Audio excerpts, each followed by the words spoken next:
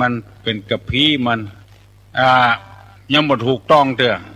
สร้างแต่วัตถุเกิดขึ้นเงินเป็น10 ล้าน20 ล้านประโยชน์ที่จะพึงได้นั่นก็คือให้คนมาศึกษาพระพุทธศาสนาบ่มีโบสถ์งามราคาเป็นหลายล้านวิหารงามกุฏิงามไม้ทุงเป็นต้นนำมาเป็นเสาศาลากาวิจิตรพิสดารแล้วบ่ได้ใจประโยชน์อะไรอย่างคือเกิดมักเกิดผลขึ้นเพราะศรัทธาเฮาไปแสวงหาบุญด้วยการทานอย่างเดียวอันนี้ก็ขอให้พี่น้องทั้งหลายได้จดจำไว้สิ่งที่มันเที่ยงแท้แน่นอนนั่นก็คือฝึกตนหัดตนให้เป็นคนดีของตัวเองของครอบครัวของสังคมบ่ทะเลาะเบาะแว้งกันบ่ไล่บุบไล่ตีกันคนต่างบ้านต่างเมืองเปิ้นมาแอวลู่กระเป๋ากาบุบเปิ้นกาอย่างกาหมู่นี้เป็นต้นเปิ้นว่ายังมีความเข้าใจผิดอยู่นักอยู่ฟังแล้วหน้าเอามาเล่าให้พี่น้องทั้งหลายฟังวันนี้จะได้นำเอาคำว่างัวลืมตีนหาแล้วได้นำเอาคำว่างัวสันหลังวากหานี้จะได้เอาคำว่างัวลืมตีนห้านี่เป็นเหมือนกับห้าฝนนะตกลงมาเป็นกำเนี่ยหาแล้วหานี้งัวลืมตีนนี่หมายความว่าอย่างไรเตียวไปไหนมาไหนได้ก็เพราะตีนจะไปกินหญ้าก็เพราะตีนจะได้กินน้ำก็เพราะตีนจะเตียวหาแรงก็เพราะตีนแต่เวลามันเจ็บมันปวดมาไปด่าตีนเดือดหรือตีนว่าตีนบ่จ้อยบ่ลืออย่างมันเป็นภาระของมันคือมันเจ็บมันปวดอันนี้เป็นกรรมโบราณเปิ้นว่าไว้กรรมนี้หมายความว่าอย่างใดหมายความว่าคนนี่ลืมไปว่าเฮาได้กินได้อยู่ได้นอนได้นั่งตึงวันนี้เพราะไผพอว่าจะมีภาระสักน้อยหนึ่งก็เดือดเฮาได้หิได้หาได้กาได้ขายเข้าบ้านมาตึงวันเฮือนหลังนี้ไผ่แปงตี้บ้านตี้ที่เฮาอยู่เนี่ยไผ่เป็นคนซื้อไว้แล้วเฮาได้อยู่พอมามีภาระน้อยเดียวบ่ได้เดือดบ่ได้หิดีบ่ได้หาดีเมาเป็นภาระกับคนนั้นคนนี้เคยหันมาหลายแล้วคนใจอี้นี่ขอเมตตาเนอะอนาคตเอายังมีทำไก่อยู่มันจะไปเจริญรุ่งเรืองหิบ่มากาบ่ขึ้นเจ็บป่วยอดแอดเพราะว่าป่าประกรรมมาสนองเมื่อรุนบางรายด่าเพียวป้อด่าเพียวแม่ขึ้นกูขึ้นมึงใส่ป้อใส่แม่เกิดมาได้เพราะไผหูตาตินมือหูดังปากเตียวได้มาได้ใหญ่ได้เพราะไผลืมไปเหี้ยแล้วมิ่งขึ้นมาด่าป้อด่าแม่เป็นกูเป็นมึงเป็นไอเป็นบ้ายังบ่ปอค่ำป้อค่ำแม่ตัวแถมจนอยู่บ่ได้กึดเถียทีเนอเปิ้นว่าเป็นงัวลืมตีนลืมที่อยู่ที่อาศัยได้อยู่ได้กินได้เพราะไผเวลาป้อเวลาแม่เจ็บป่วยอย่างน้อยหนึ่งบ่นเดือดบ่ได้อยู่ดีกินดีเมาเฝ้าคนเฒ่าคนแก่เมาหิหาก็บ่ได้หิบ่ได้หาไอ้อย่างหมู่นี้เป็นต้นอันนี้ฝากพี่น้องทั้งหลายไว้ถ้ามีก็พยายามแก้ไขอย่านึกถึงว่าเฮาได้อยู่ได้กินได้ใจได้สอยถึงวันนี้เพราะไผถ้ามันมีให้แก้ไขถ้าบ่มีก็จะไปให้มันเกิดมีกับตัวมันเป็นบุพกรรมที่ได้สร้างกันมามีป้อนานหนึ่งมาอู้กับตุลุงว่าบ้านที่ป้อนานอยู่นะมีละอ่อนมันค้ำป้อค้ำแม่มันด่าป้อด่าแม่มันโอ้คนเฒ่าก็บ่ฮู้อย่างนี้จะได้แล้วเอาไปอบรมบ่มนิสัยที่ไหนก็บ่ได้มันเป็นอะไรอย่างมาเกิดบ่ฮู้ลืมตีนลืมที่มันได้อยู่ได้กินมากับไผมันลืมมันด่าได้ด่างเอาเจ็บเป็นอย่างก็บ่ให้เฝ้าบ่ให้พอกให้กอยเอาจนคนเฒ่า2 คนนั้นที่เป็นหม้อเป็นป้อเป็นแม่ตายละมันก็เลยมีทรัพย์สมบัติไปเอาเมีย ได้เมียแล้วแต่งงานแล้วบ่มีลูกกับกันไปขอลูกคนอื่นเอามาเลี้ยงพากฏว่าไอ้น้อยคนนี้ใหญ่ขึ้นมาเนี่ยอย่างเดียวกันที่มันเนี่ยคือพ่อของแม่เกินกว่านั้นทำก่อนพ่อแม่ว่าโอ้เอาลูกมาเลี้ยงคือลูกได้อยู่ดีมีสุข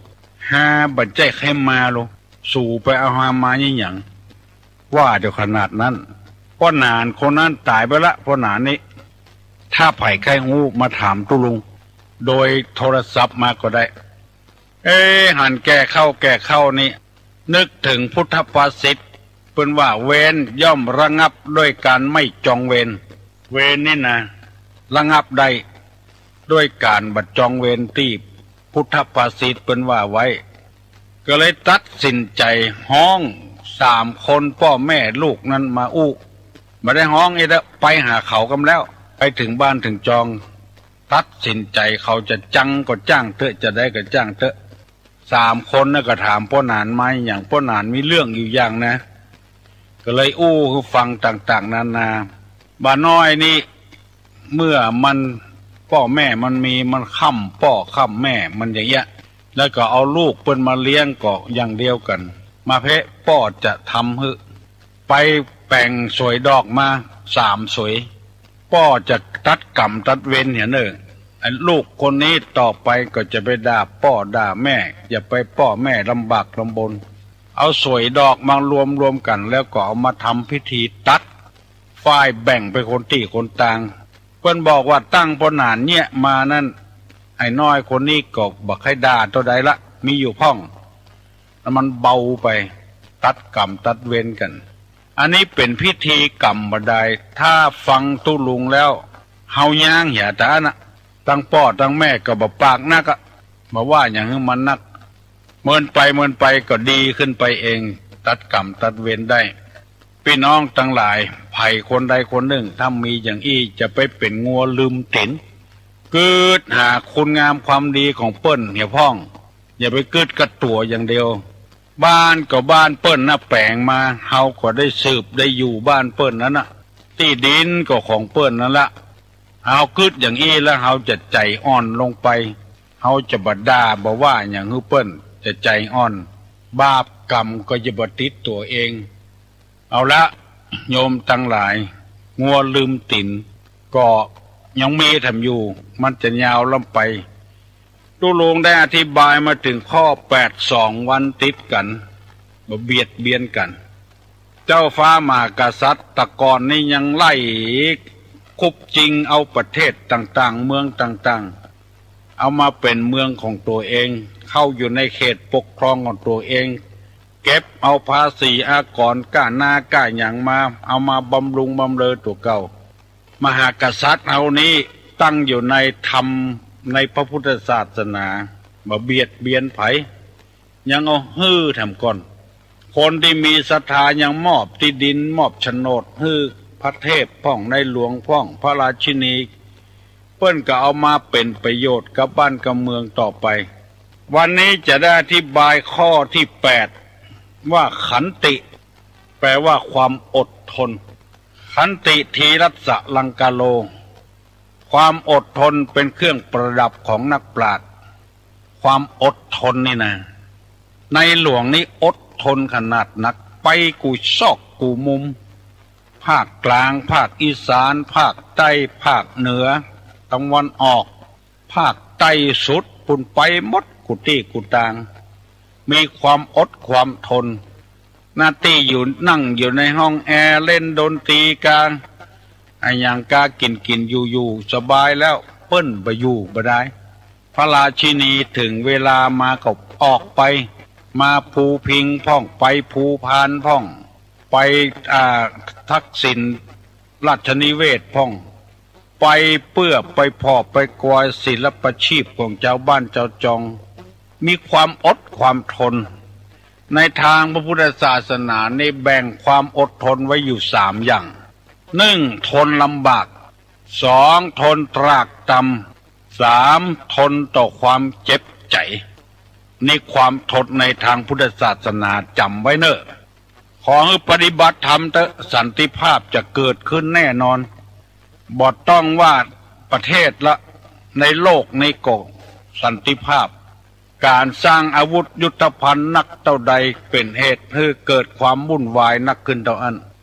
ถ้าสันติภาพเกิดขึ้นเพราะการปฏิบัติธรรมมีความอดความทนต่อกัน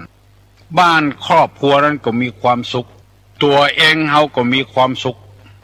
ที่เฮาตุกถึงวันก็เพราะบ่มีความอดบ่มีความทน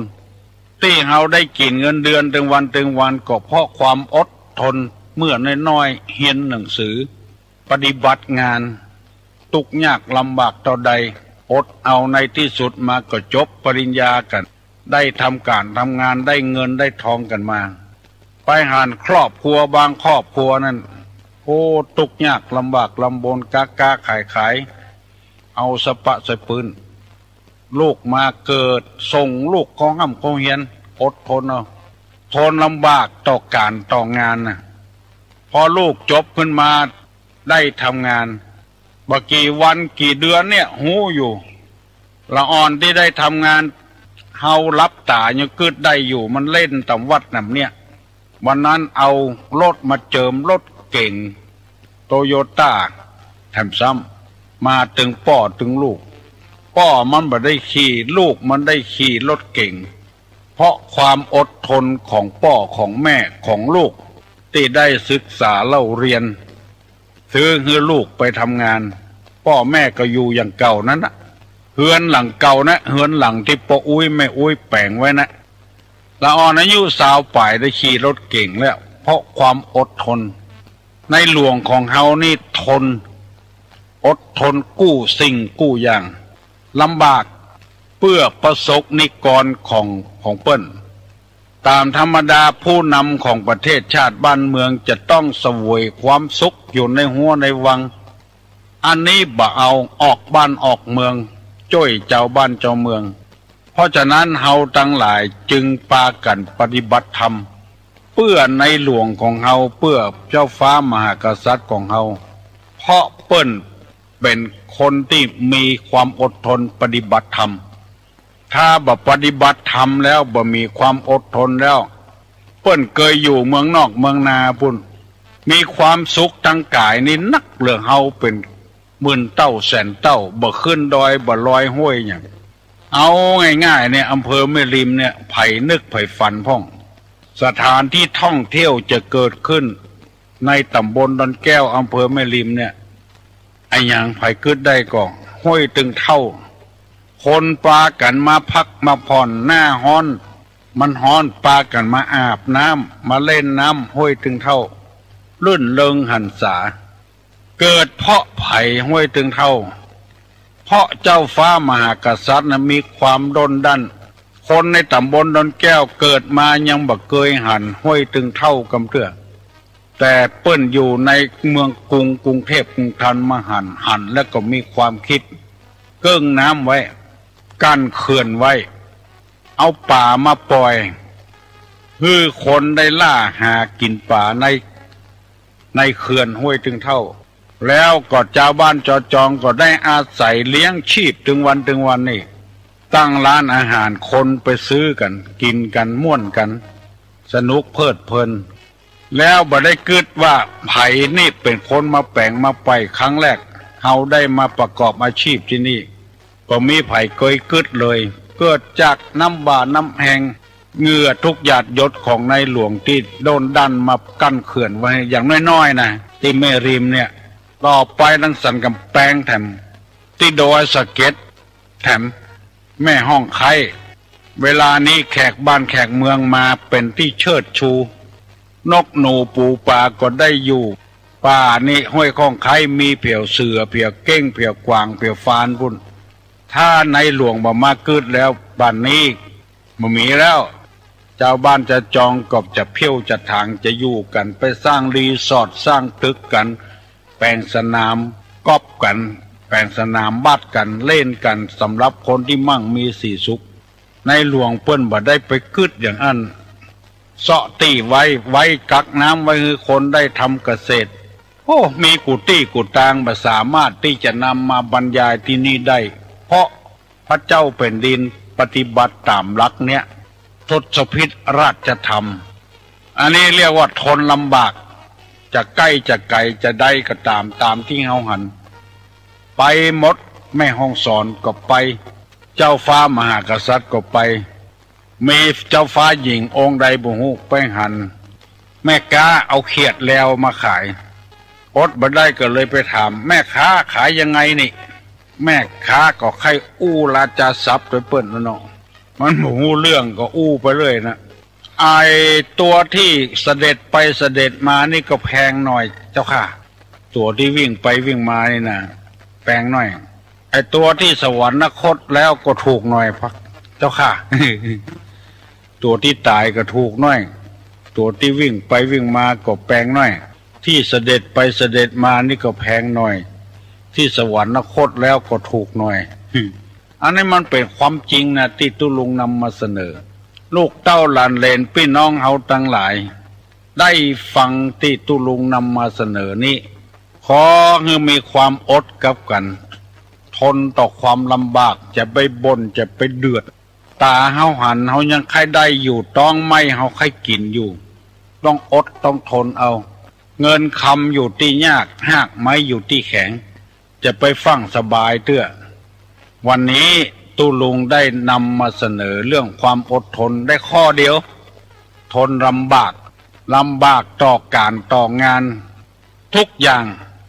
อยู่กับพ่อเมียแม่เมียก็ทนเอากระทบกระเทือนกันพ้องก็อดเอาคือมันโป้นไปเหตุเป็นวันจะไปแสดงไอ้อย่างออกมาจนเกิดเรื่องเกิดราว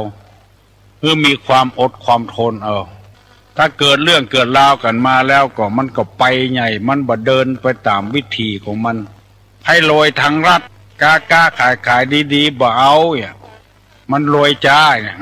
ปีกไปขายของเถื่อนอาวุธเถื่อนยาเถื่อนยาบ้ามันขาดตอนไปในการหาจะเอาหยังเป็นลำเป็นเหลือมอกอยู่มอกกินถึงวันก็พอแล้วย่างอย่าเตอะบัตรเนี้ยบัตรธรรมมันละของมันนอกกฎหมายนอกศีลนอกธรรมมันถึงตึกตายนะคนจะใดก็ถึงตึกตายนะโรงพยาบาลก็ยังมีอยู่จะไปหวังล่ำรวยทางลัดไปลักไปจกของเปิ้นไปจี้ไปปล้นของเปิ้น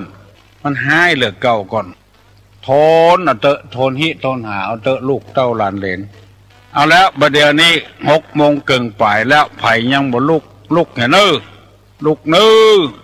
ลูกเจ้าจะไปลูกขวายมันจะบัดตันการตันงานอย่างนะอันนี้ว่าสำหรับคนที่ลูกขวายคนลูกเจ้าเพื่อก็ลูกตั้งแต่เจ้าแล้วเนี่ยการเนี่ยงานกันแล้วฟังตุลุงอู้ตัวจะพยายามเป็นขวัญอกขวัญใจของพี่น้องทั้งหลายนำธรรมมาปฏิบัติเพราะว่าการนับถือพระพุทธศาสนานี้บ่ใช่ว่าฮื้อกินฮื้อตานอย่างเดียวนะไปวัดไปวาไปส่งเข้าวัดไปใส่บาตรญาติปกยังบ่พอเด้อนะยังบ่พอเด้อเป็นตาน้ำไหมตาแต่อี้ยังบ่เตื้อเด้อที่จะถึงความสุขแท้จริงตานะป่าละมีตานะอุปป่าละมีตานะปะละมัทธะป่าละมีทำกรรมอยู่2 ชั้น 3 ชั้นก่อนไม่ใช่กะมอกใส่บาตรการมอกทานขันเข้าในกามอกทำบุญลงศพมอกไถ่ถอนชีวิตสัตว์นี่จะมีความสุขยังบ่เตื้อยังเป็นการเริ่มต้นอยู่พญาเวสสันตละเฮือตาลเจ้าจรีน้องกันหาแก่ปู่พามเท่าเขียนตีสองหน้าสองตาก็มีความอดทนเอาไปจนป้นหูป้นตาพญาอินตาส่องตาติบลงมาว่าพระเวสสันดรฮือตาลลูกเมียบัดได้ฮือตาลแปลงตัวเป็นพามมาขอนางมาทีท่านในจาดเมื่อเป็นพญาเวสสันตละก่อนยังบัดตรัสรู้พญาสัพปัญญูตัญญาณเตื้อปิกมาสวยบ้านสวยเมืองอย่างเก่าอย่างเดิมอยู่การของเฮามอกอีนี่ฮือภูมิใจไว้พอให้พอดีฟังเตื้อมอกเอาเสาต้น1 กาเอาคืออัน1 กาเอาแปะอัน1 กาเจาะฟ้าปันลมกายังบ่เตื้อยังบ่กระเตอะกระเติงเตื้อกระเตอะกระเติงเตื้อยังจะต้องตานต่อไปแถมตานะปาลมีตานะอุปปาลมี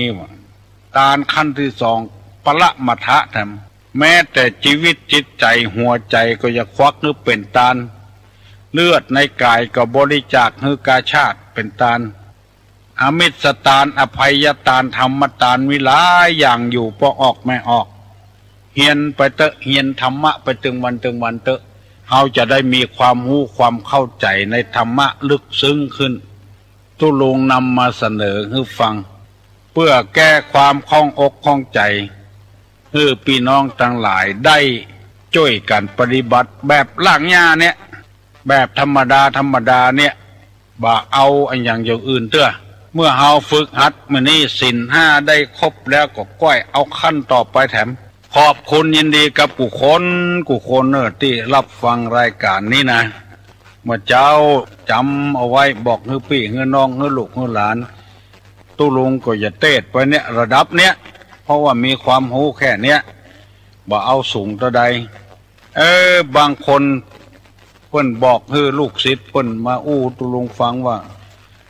อาตมาทำไม่ได้แบบพระแบบเนี้ยเทศแบบเนี้ยทำไม่ได้ว่าเพิ่นบ่เข้าใจเฮาเพิ่นจะเทศจันพุ่นสวรรค์จันฟ้าพุ่นเทศอย่างเฮานี่เทศบ่ได้แต่ได้ยินคนที่โทรศัพท์เข้ามาหาตู้ลุงเนี่ยมันภาคภูมิใจดีใจโดยแสดงว่าคนยังหุ่มยังชอบอยู่เพราะเฮานี่กำลังศึกษาเล่าเรียนกันเรียนแบบพระธรรมวินัยกันปฏิบัติธรรมกันก็จะได้ก็ตามเด้อมันบ่ฮู้ว่าจะเนี่ยจะได้ละคนเฮานี่มันมีหลายประเภทมาตาเสือเหม็นอยู่หั่นแล้วจะมากินกับข้าวด้วยน้ำซ้ำก็มีเฮาก็ช่วยอย่างกันบ่ได้สำหรับวันนี้ก็ตุลุงจะย่างอย่าก่อนนอกวันพุธค่อยมาปะกันทำไมอยู่ดีมีสุขอายุมันขวัญยืนยกมือไหว้จะปั่นปอนละสัพพิติโยวิวัชชันตุสัพพะโรโควินัสสตุมาเตภวะตวนตรายโยสุขีติคายุโกภวะอภิวาทนาสีริสานิจังวุธาปจายโนยัตตาโลธรรมาวัฏันติอายุวันโนสุขังปลัง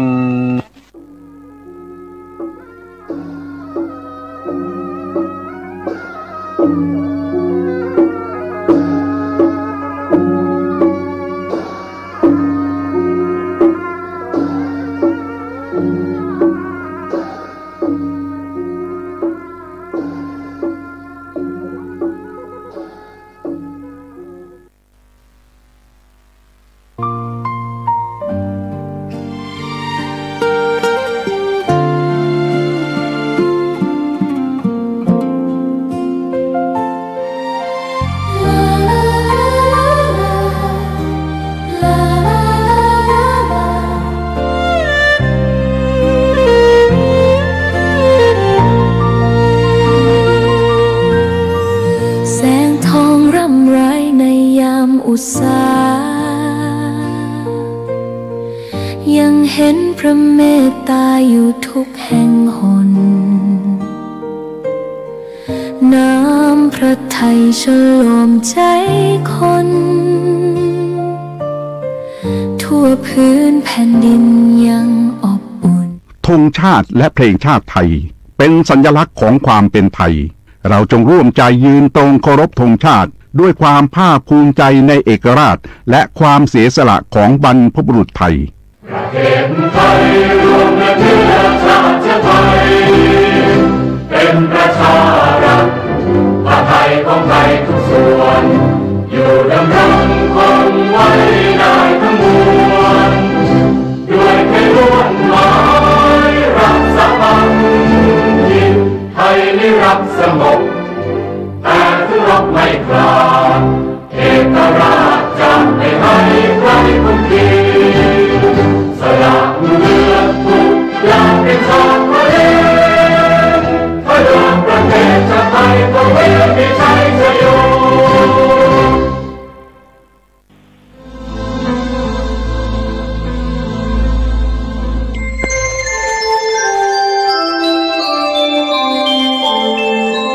ขณะนี้ท่านกำลังฟัง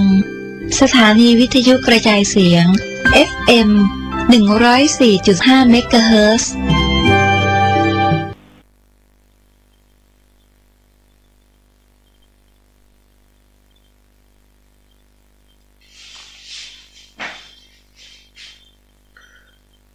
อกลื่นกลอนอวยพรเป็นแหล่ให้แก่พ่อแม่พี่น้องทั้งหลายที่มาวันนี้ทั้งหญิงและชายแม่ช่างชื่นใจหนอยินดีให้ท่านร่ำรวยหายป่วยหายโรคความทุกข์ความโศกหายไปหมดสิ้นไม่มีทรัพย์สินสลิงคารอาหารการกินไม่มีหมดสิ้นไม่ซบไม่เศร้า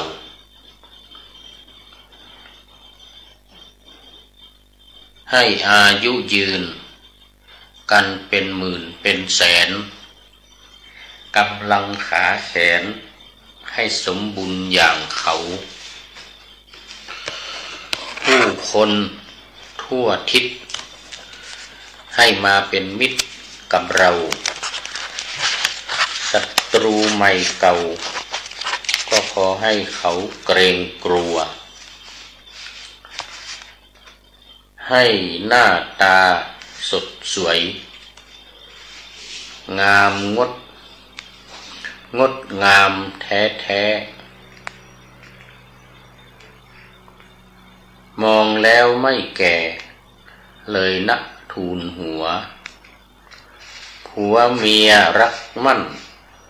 ไม่มีการเปลี่ยนตัวไม่มีหมองมัวเกลียดเมียผัวไม่มีให้บุตรบันดาล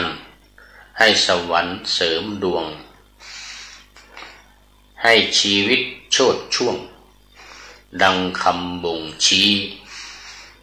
ไม่มีใครเหมือนจูบกันทั้งเดือนปีขอให้น้องพี่เป็นมหาเศรษฐีกันทุกคนขอถวายความนอบน้อมแด่พระรัตนตรัยมีพระพุทธเจ้าเป็นต้นขอถวายความเคารพพระมหาเถระพระเถรานุเถระเจ้าคณะพระสังฆาธิการทั่วโลกมีพระเดชพระคุณพระธรรมเสนาบดีเจ้าคณะภาค7วัดพระธาตุดอยสุเทพจังหวัดเชียงใหม่และพระเดชพระคุณหลวงพ่อสุทธิสงึมรำจากจังหวัดบุรีรัมย์เป็นต้นและขออำนวยพรแด่ท่านผู้ฟังท่านผู้ชมสาธุชนพุทธบริษัททั้งหลายวันนี้รายการพระไตรปิฎกลอยฟ้าก็ลอยมาจากวัดดอยสัพพัญญูตำบลดอนเปาอำเภอแม่วางจังหวัดเชียงใหม่เหมือนเดิมวันนี้ก็เป็นวันสุดท้ายของการจัดการประชุมสัมมนาแสดงนิทรรศการผลงานอปต.ทั่วภาค3จังหวัดคือจังหวัดเชียงใหม่ลำพูนและแม่ฮ่องสอนก็มีกิจกรรมทั้ง3วันคือตั้งแต่วันที่5ผ่านมาก็ เป็นการจัดนิทรรศการเปิดการ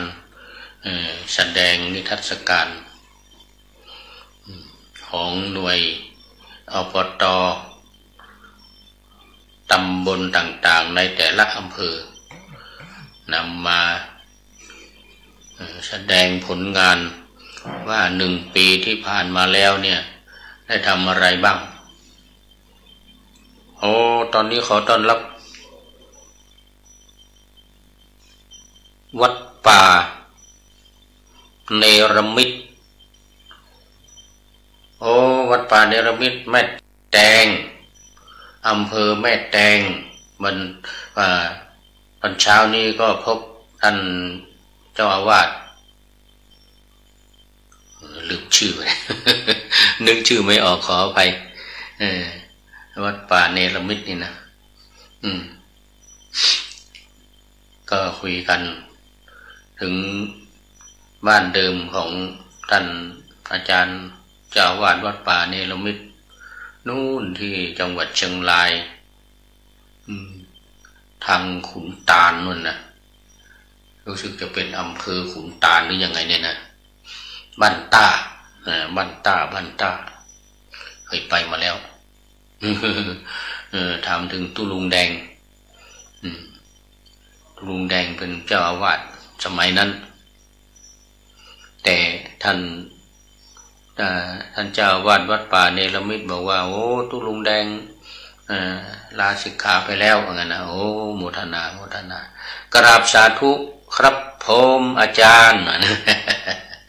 สาธุเจอกันอีกแล้วตอนเช้าก็เจอกันที่งานแสดงนิทรรศการงานประชุมคณะสงฆ์ภาค 7ตอนเย็นนี่ผมก็ขึ้นมาตอนที่พระเดชพระคุณหลวงพ่อพระบรมเสนาบดีกำลังกล่าวปิดการประชุมคณะสงฆ์ภาค 7พระสังฆาธิการภาค 7ระดับภาคระดับจังหวัดจังหวัดเชียงใหม่ลำพูนแม่ฮ่องสอนแต่ว่าเราไม่ได้ร่วมประชุมกับเขาตอนเช้าเขาทำสัมมนาเรื่องผลงานอบต.ก็ไปนั่งฟังอยู่หน่อยแล้วก็ขึ้นไปฉันภัตตาหารเสร็จแล้วก็เดินชมผลงานการแสดงจัดนิทรรศการของหน่วยอบรมประชาชนประจำตำบลหรืออบต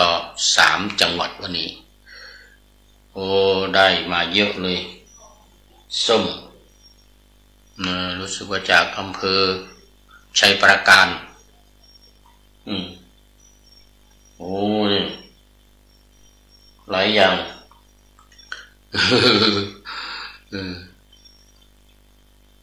ถั่วดินอบก็มีกล้วยอบก็มี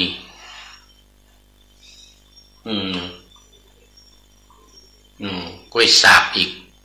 กล้วยสาบแล้วก็ขนมทองม้วนหิวมาจนปวดมือเลยมาขอนั่งรถของคนงานในวัดดอยสะพันยูเนี่ยเขาขนของไปแจกเอาผ้าไปแจกผ้าห่มผ้านุ่งอะไรต่างๆเขาขอนั่งรถกับเขาขึ้นมาส่งถึงกุฏินี่เลยเนี่ยโอ้กลับหรือยังครับเนี่ยท่านอาจารย์วัดป่าเนรมิตโอ้ตอนนี้ท่านพระครูนันทเจติยาภิบาลโอ้ตอนเช้าก็เจอกันเราคุยกันอยู่ที่ถนนที่ไปชมนิทรรศการนั่นแหละแล้วก็เจอท่านอาจารย์วัดบวกคุกน้อยมารับตำแหน่งเจ้าคณะตำบลเดี๋ยวประธานอบต.หนองป่าครั่งแล้วก็วัดหนองป่าครั่งมารับตำแหน่งเจ้าคณะตำบลเจอกันที่โรงฉันอาหาร โอ้วันนี้เจอมิตรรักแฟนเพลง FC ไม่ใช่แฟนเพลงมีรักแฟนรายการเยอะเลยวันนี้เยอะเลยท่านพระครูนันทเจติยาภิบาลนี่เจ้าคณะอำเภอแม่แตงโอ้ตอนเย็นนี่พูดคุยกันถึงตอนเช้าเลยตอนฉันเพลน่ะท่านพระครูปรีชานิพากรวัดฟ้าห้ามอดีตเจ้าคณะตำบลฟ้าห้ามนั่งคุยกันบอกว่าเสี่ยวของเราตายไปแล้วที่อำเภอแม่แตงเหมือนกันใครก็เจ้าคณะอำเภอแม่แตงเหมือนกันตอนนั้นก็นึกว่า ก็ตายเมื่อไหร่เมื่อกี้นี่เขาคุยกัน ไม่ใช่เป็นว่าหลวงพ่อวัดหนองลมหนองลมมันนั้นเป็นเสี่ยวกัน ว่าหนองลมเสี่ยวกันวัดฟ้าห้ามอีกรูปหนึ่งแล้วก็นี่เห็นท่านเจ้าคุณเทพสิงหวราจารย์ในวันนี้เป็นพิธีกรประชาร่วมแสดงการประชุมสังฆาธิการอบต.อยู่นะอบต.เป็นประธานดำเนินการจังหวัดเชียงใหม่ลำพูนแม่ฮ่องสอน3 จังหวัดนี่ก็เสี่ยวกันท่านเจ้าคุณเทพสิงหวราจารย์วัดพระสิงห์วรมหาวิหารนั่นนะจังหวัดเชียงใหม่แล้วก็เห็นมีนั่งอีกรูปหนึ่งไม่ได้ไปคุยด้วยวันนี้ท่านเจ้าคุณเทพรัตนนายกเจ้าคณะจังหวัดลำพูนอันนี้ก็เจ้าคุณเสี่ยวกันอายุเท่ากันวัดพระธาตุอริพุนชัยนั่งเอเตอยู่นั่นนะ นั่งเอเตอยู่ข้างหน้านั่นเราไม่มีบารมีก็เลยไม่ได้เข้าไปไม่ได้เข้าไปหาวันนี้เยอะวันนี้เจอเยอะพวก FC ในรายการพระไตรปิฎกร้อยฟ้ารายการนาวาวังทองธรรมทัศน์ธรรมะหลังธรรมวัดเย็นหนูวันนี้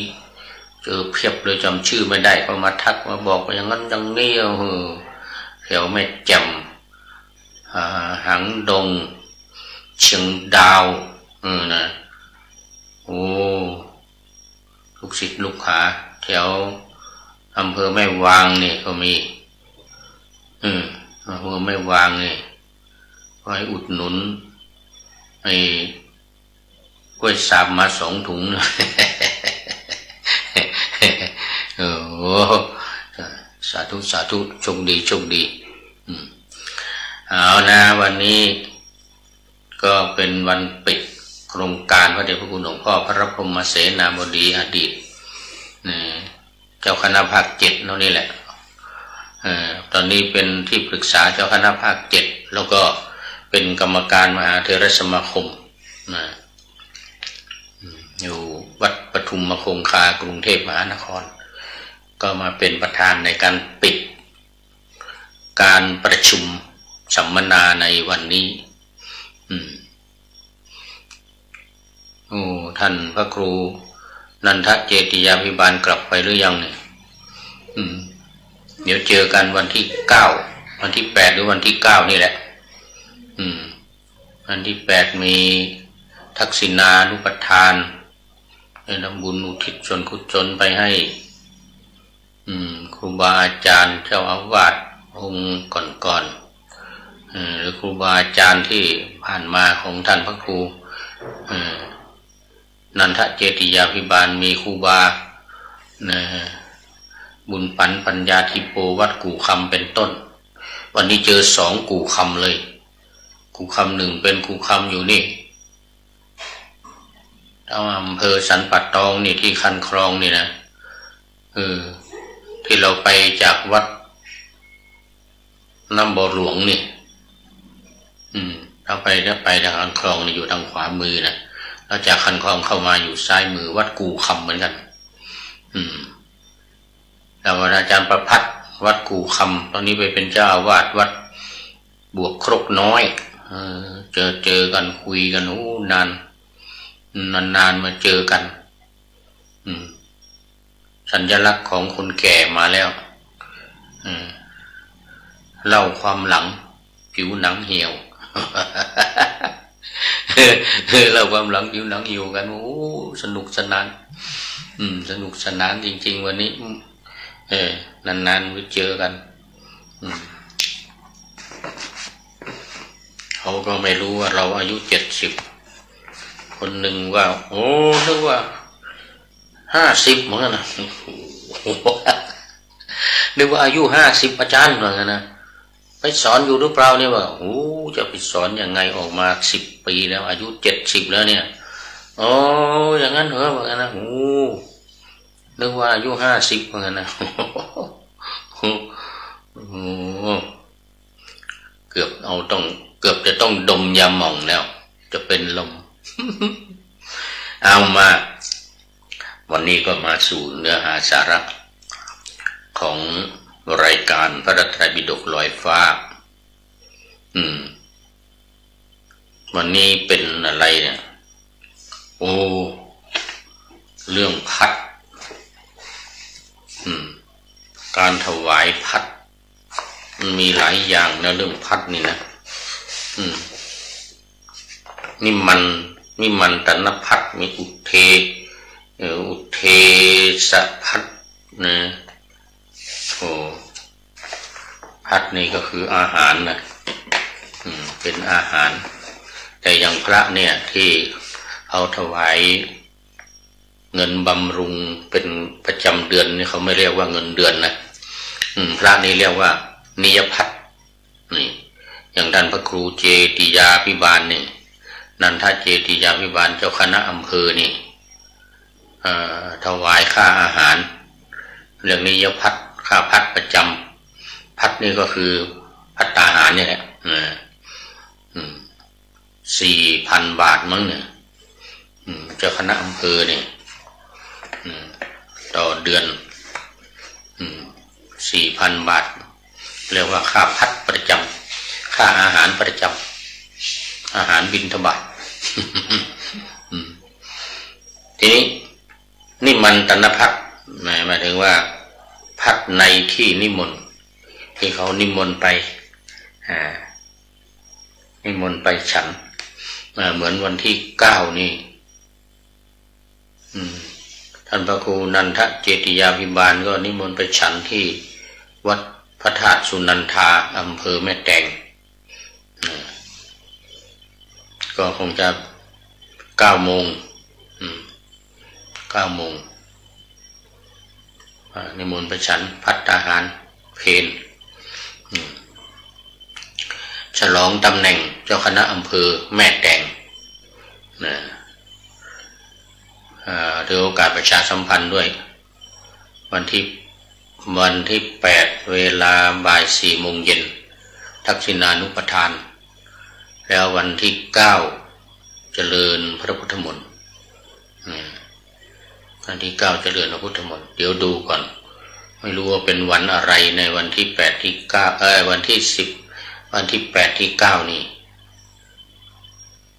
วันนี้วันที่7แล้วนี่โอ้เดือนธันวาก็ถูกแล้ว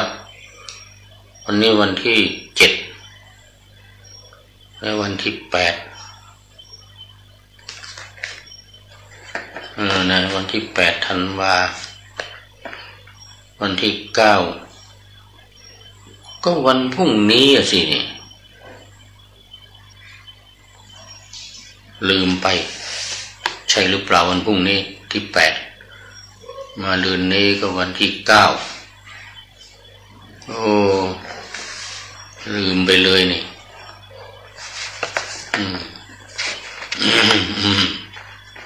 ไม่เป็นไรค่อยถามดูก่อน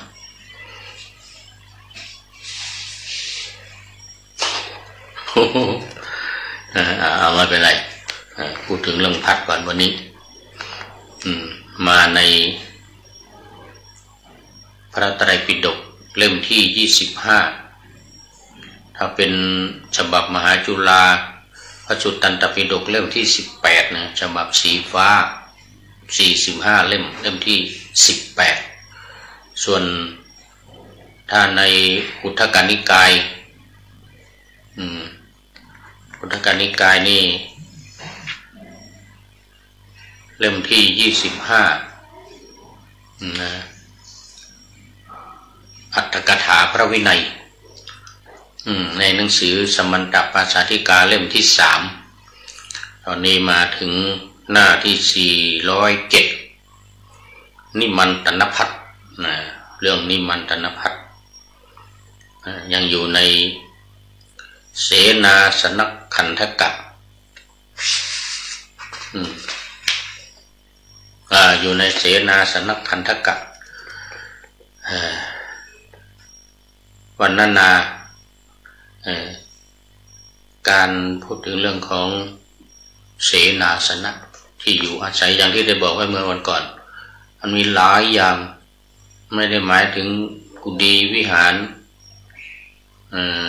ศาลาบาทอะไรอย่างเดียวนะมีสิ่งของต่างๆรวมทั้งพัดตาหารนี่ก็เป็นอยู่ในหมวดเสนาสนะด้วยมาวันนี้ข้อหน้าที่407นิมันตนภัทรถ้าเป็นของส่วนบุคคลผู้รับเองนั่นแลเป็นใหญ่ส่วนที่เป็นของสงฆ์พึงให้ถือเอาตามในที่กล่าวแล้วในอุเทศภัทรนั่นแล สงฆ์ก็ต้องถือตามลำดับบ้างแจกตามลำดับบ้าง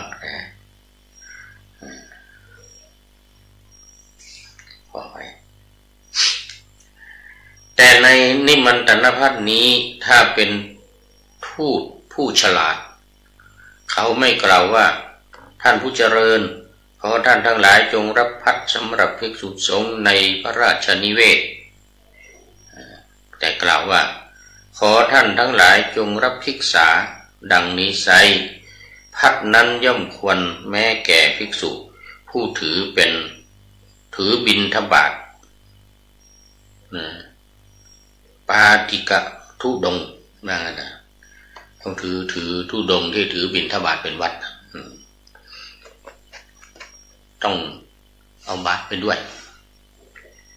เพราะว่าถือบิณฑบาตจะต้องฉันในบาตรรับอาหาร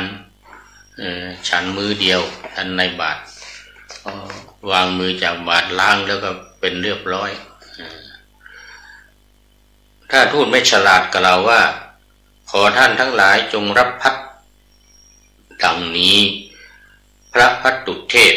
เป็นผู้ฉลาดไม่ออกชื่อว่าภัทรกล่าวแต่ว่าท่านจงไปดังนี้แม้อย่างนี้ภัทรนั้นย่อมควรแก่ภิกษุผู้ถือบิณฑบาต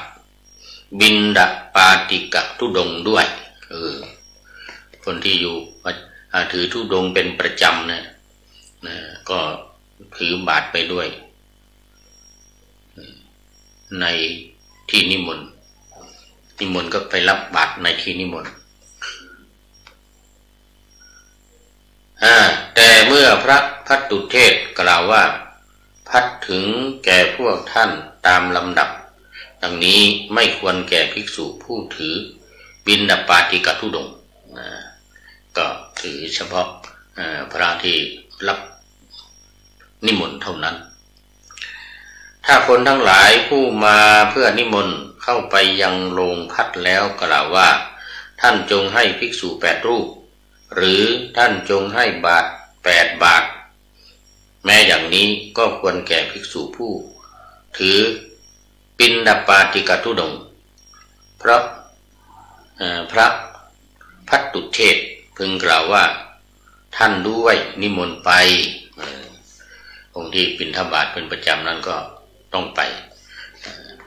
เพราะว่าไปก็ไปรับภัทรนั่นแหละเอาบาตรไปรับเอาบาตรไปด้วยก็เป็นรับภัทรนั่นแหละแต่ถ้าเขากล่าวว่าท่านจงให้ภิกษุ8 รูปท่านทั้งหลายจงรับภัทรหรือท่านจงให้บาตร8 บาทท่านทั้งหลายจงรับภัทรดังนี้พระภัทตุเทศก็พึงให้ภิกษุทั้งหลายถือเอาตามลำดับและเมื่อจะให้ถือเอาภัทรตัดบทเสียไม่ออกชื่อว่าภัทรพูดแต่ว่าท่านด้วยนิมนต์ไปดังนี้ควรแก่ภิกษุผู้ถือบิณฑปาติกะธุดงค์ด้วยนะถึงด้วยเหมือนกันแต่เมื่อเขากล่าวว่าท่านเจ้าข้าท่านจงให้บาตรของพวกท่านนิมนต์ท่านมาดังนี้พึงรับว่าดีละอุบาสกแล้วก็ไปเถิดอันนี้จดยงเลย นิมนต์ที่ตัวเลยเมื่อเขากล่าวว่าท่านทั้งหลายเฉพาะจากสงฆ์มาเถิดดังนี้พึงให้ถือเอาตามลำดับคือใครลำดับถึงเท่าไหร่ แล้วใครอายุเท่าไหร่ถึงเท่านั้นสมมติอายุถึง8ถึง14 15 60 70ถึง80อะไรอย่างเงี้ยนะก็ไปตามลำดับนั้นเลยอันหนึ่งเมื่อเขามาจากเรือนนิมันตภัทรเพื่อต้องการบาตรพึงให้บาตรตามลำดับโดยในที่กล่าวแล้วในอุเทศนั่นแหละตามอายุลำดับก็ให้บาตรเข้าไปคนนี้อายุเท่านี้เอาให้บาตรไปคนนี้อายุ50ให้ไปคนที่ลองลงมาอีก48 47 46 45อย่างเงี้ยให้เป็นลำดับไปทายกผู้หนึ่งไม่กล่าวว่าจงให้บาตรตามลำดับจากสงฆ์กล่าวแต่เพียงว่าท่านจงให้บาตรใบหนึ่งดังนี้เมื่อยังไม่ทันให้ถือเอาบาตรถือฉวยเอาบาตรของภิกษุรูปใดรูปหนึ่งไปประดุจบรรจุให้เต็มแล้วก็นำมาพัดนั้นเป็นของภิกษุเจ้าของบาตรเท่านั้นโอ้โหคนอื่นไม่ได้อย่าให้ถือเอาตามลำดับเหมือนกันเหมือนกับอุเทสกพัทแม้ในนิมันตภัทรนี้ทายกใดมาแล้วยืนนั่งอยู่ทายกนั้นอันภิกษุไม่พึงถามว่าท่านมาหาใครหรือว่าท่านจะนำบาตรของใครไปเพราะว่าเขาจะพึงบอกเรียนคำถามว่าข้าพเจ้ามาหาท่านจักนำบาตรของท่านไปเพราะเช่นนั้นภิกษุนั้นจะพึงถูกภิกษุทั้งหลายเกลียดชังก็ไม่ควรถามแต่ครั้นเมื่อภิกษุถามว่าท่านจะไปไหนท่านจะไปไหนท่านเที่ยวทำอะไรเมื่อเขาตอบว่ามาเพื่อต้องการบาตรดังนี้พึงถือเอาบาตรตามลำดับเรียงตัวกันให้ไปเรื่องตามอายุพรรษาให้ไปแม้เมื่อเขากล่าวว่าท่านจงให้บาตรสำหรับนำพัดมาก็พึงให้ไปตามลำดับบาตรเรียงตัวกันไปเหมือนกันถ้าเขานำมาเล่าเขานำมาแล้วกล่าวว่าขอพระสงฆ์ทั้งปวงจงฉันก็พึงแบ่งกันฉันต้องงดลำดับแม้ที่ล่วงไปแล้วของภิกษุรู้แล้วเจ้าของบาตรเสียให้เธอถือเอาเนื่องในลำดับอื่นใหม่เรื่องบาตรให้งดไปก่อนไม่ต้องเอาบาตรไปบิณฑบาตทายกผู้หนึ่งนำพัดมาด้วยถาดแล้วกล่าวว่าข้าพเจ้าถวายสงฆ์พึงแบ่งกันโดยสังเขปเป็นคำตั้งต้นแต่ลำดับแห่งอาโลปพัดไปอันหนึ่งถ้าเขานิ่งอยู่ภิกษุอยากถามเขาอย่าถามเขาว่า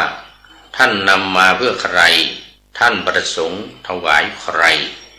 และถ้าเมื่อภิกษุถามว่าท่านจะไปไหน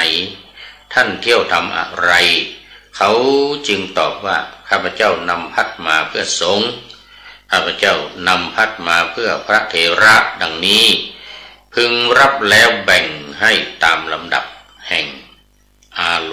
ปพัด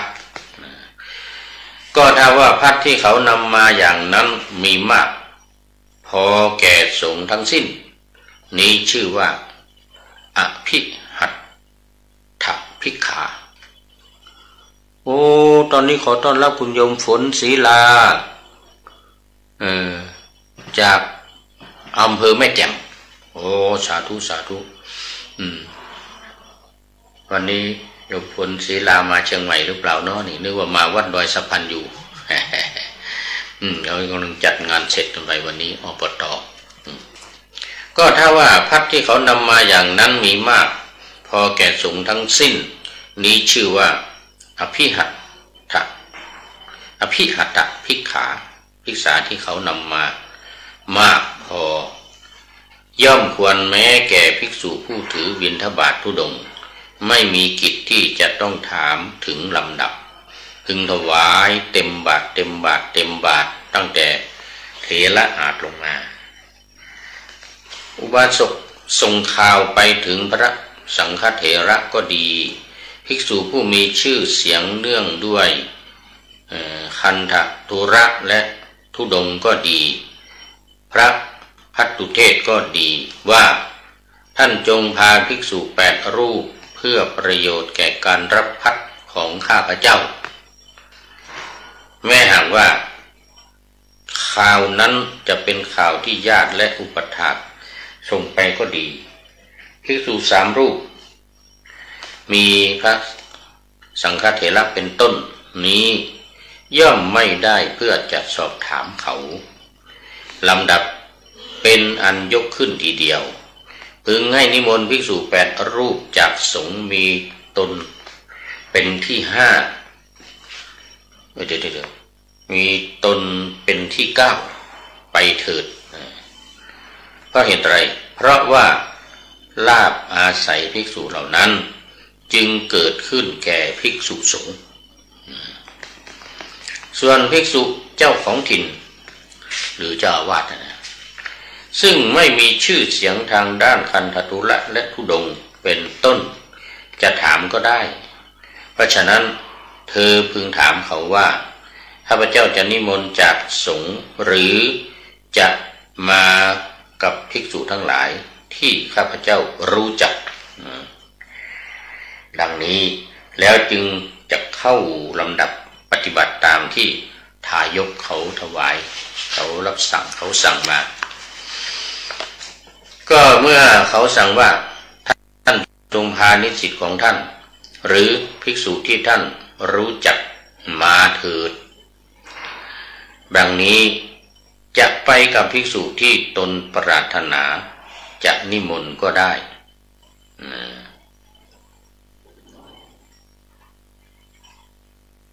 ถ้าเขาส่งข่าวมาว่าท่านจงส่งภิกษุ4 รูป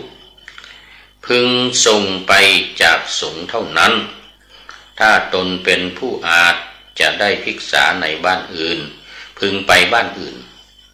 หากว่าเป็นผู้ไม่อาจจะได้ก็พึงเข้าไปบิณฑบาตที่บ้านนั้นแลบ้านที่รับนิมนต์ไว้แล้วนั้นคุณโยมฝนศิลาบอกว่ากราบสาธุสาธุสาธุเจ้าโอ้ดีใจดีใจให้ยินเสียงสาธุสาธุสาธุเจ้าก็ดีใจมากฝนตกหรือเปล่าน้อเนี่ย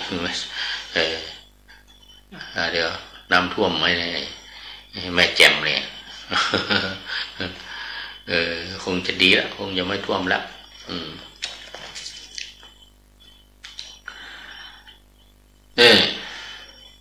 ภิกษุทั้งหลายที่รับนิมนต์นั่งอยู่ในโรงฉันถ้าคนมาที่โรงฉันนั้นบอกว่าขอท่านทั้งหลายจงให้บาตรภิกษุผู้มิได้รับนิมนต์อย่าให้นะพึงบอกเขาว่านี่ภิกษุที่ท่านนิมนต์ไว้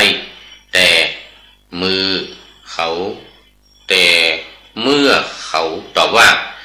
ท่านจงให้ด้วยดังนี้ก็ควรให้ในคราวที่มหรสพเป็นต้นชนทั้งหลายไปสู่บริเวณและเรือนบำเพ็ญเพียรนิมนต์ภิกษุผู้ทรงไตรปิฎกและพระธรรมกถึกกับผู้ภิกษุ100 รูปเองทีเดียว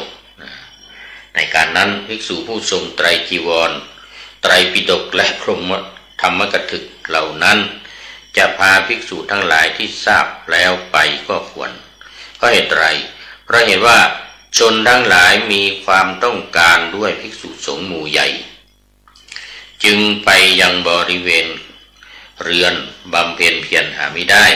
แต่เขานิมนต์ภิกษุทั้งหลายตามสติตามกำลังไปจากที่ชุมนุมแห่งภิกษุทั้งหลายเขาจะเอาเท่าไหร่จะเอา5 รูปจะเอา10 รูปก็เขาก็พาไปตามความชอบใจหรือตามกำลังที่เขาจะถวายได้ถ้าว่าพระสังฆเถระหรือภิกษุผู้มีชื่อเสียงทางคันธทุระหรือธุดงค์หรือพระ ภัตตุเทศก็ดีจำพรรษาในที่อื่นหรือไปในที่บางแห่งกลับมาสู่สถานของเธออีกชนทั้งหลายจึงทำสักการะสำหรับอาคันตุกะพึงพาภิกษุทั้งหลายที่รู้จักไปวาระหนึ่งถ้าเดิมแต่การที่ติดเนื่องกันไปเมื่อเริ่มวาระที่สองพึงนิมนต์ไปจากสงฆ์เท่านั้นโอ้ตอนนี้ขอต้อนรับธรรมชาติสัจธรรมนานแล้วไม่ได้เข้ามานี่ FC ตัวจริงอีกท่านหนึ่งจากนครศรีธรรมราชกราบนมัสการขอรับพระครูจารย์โอ้ไม่ได้ยินหลายวันแล้วไม่ได้ยินหลายวันแล้วพระครูจารย์นี่นะโอ้โมทนานี่จากนครศรีธรรมราชนะเมืองเก่าเมืองแก่ตอนพระโสนอุตระมาเผยแพร่พระพุทธศาสนาที่พระเจ้าอโศกราชมหาราชส่งมานี่ก็มาลงเรือที่นครปฐมนี่แหละนครศรีธรรมราชนะมาลงเรือที่นครศรีธรรมราชแล้วก็สร้างเจดีย์ใหญ่ที่วัดหน้าพระธาตุหรือไงวัดหน้าพระธาตุจังหวัดนครศรีธรรมราช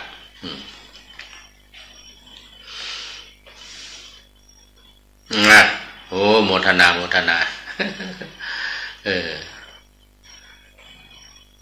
การเชื่อมต่อช้านะโอ้บางทีมันขาดไปบ้างบางทีมันขาด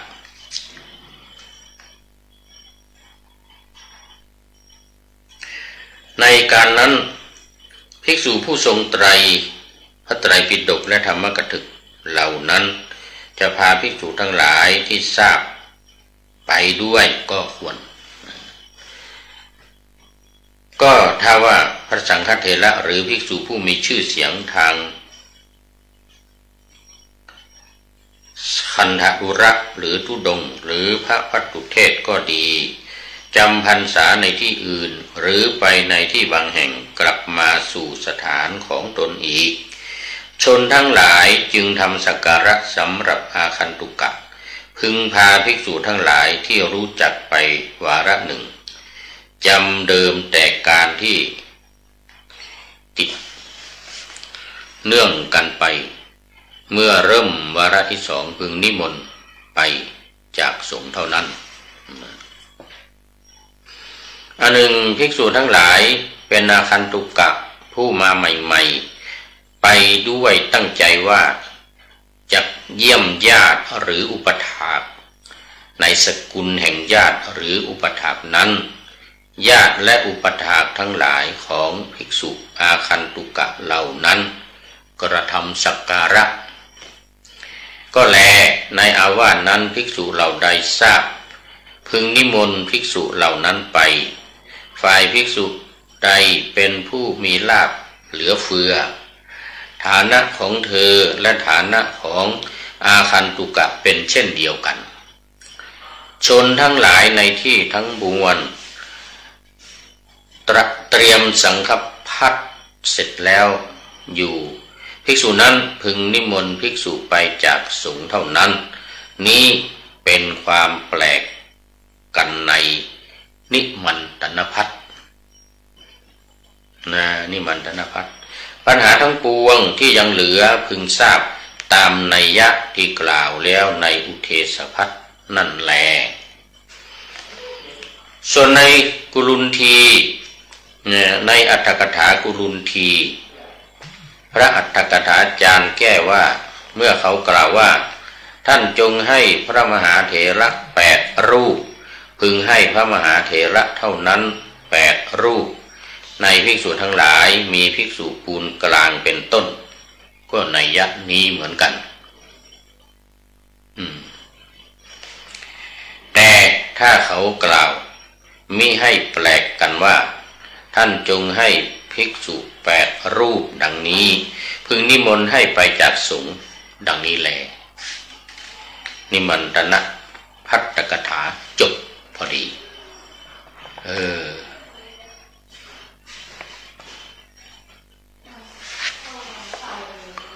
นเล่าเวลา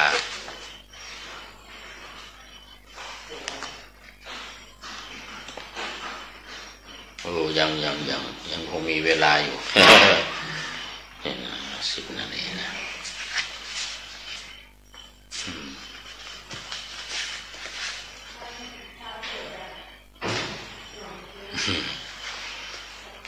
นี่ก็เป็นเรื่องของพัดในที่นิมนต์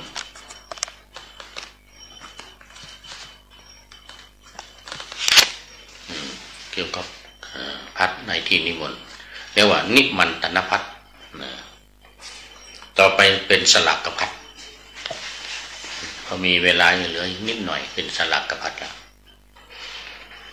อันหนึ่งเพิ่งทราบวินิจฉัยในสลักกพัดเพราะพระบาลีว่าภิกษุทั้งหลายเราอนุญาตให้จดชื่อสลักหรือในแผ่นป้ายแล้วรวมกันเข้าแจกกันดังนี้พระภัตตุเทศผู้ประกอบด้วยองค์5พึงเขียนอักษรลงในสลากไม้แก่นหรือในแผ่นป้ายที่ทำด้วยดอกไม้ไผ่และใบตาลเป็นต้นอย่างนี้ว่าสลากพัดของทายกชื่อโน้นแล้วรวมสลากพัดทั้งหมดใส่ในกระเช้าหรือในขนดจีวรแล้วคนกลับไปเอาคนกลับไปกลับมาจนทั่วถึงทั้งข้างล่างทั้งข้างบนทีเดียวถ้าทำลำดับนี้พึงแจกสลาก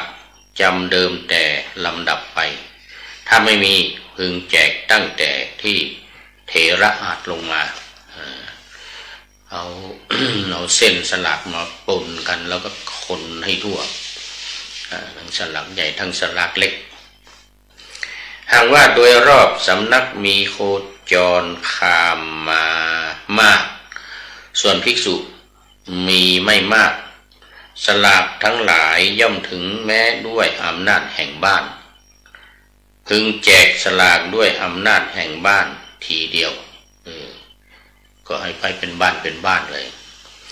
สลากพัดทั้งหลายในบ้านนู้นถึงแก่พวกท่านสลากพัดทั้งหลายในบ้านนู้นถึงแก่พวกท่านก็ประกาศไปเป็นหมู่บ้านเลย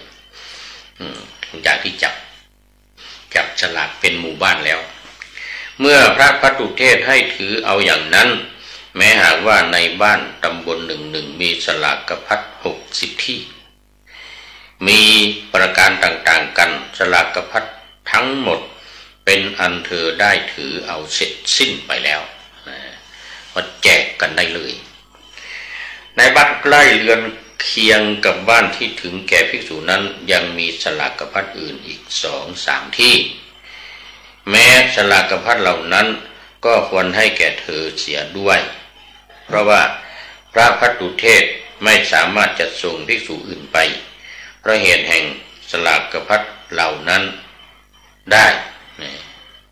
ชนี้แล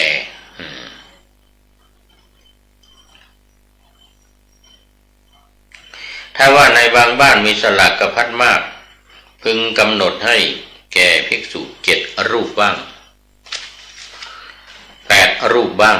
แต่เมื่อจะให้ด้วยต้องมัดสลากรวมกันให้แก่ภิกษุ 4-5 รูปผู้จะไปถ้าว่าถัดบ้านนั้นไปมีบ้านอื่นและในบ้านนั้นมีสลากพัดเพียงพอทีเดียวและเขาถวายสลากพัดนั้นแต่เช้าเที่ยวสลากพัดแม้นั้นพึงให้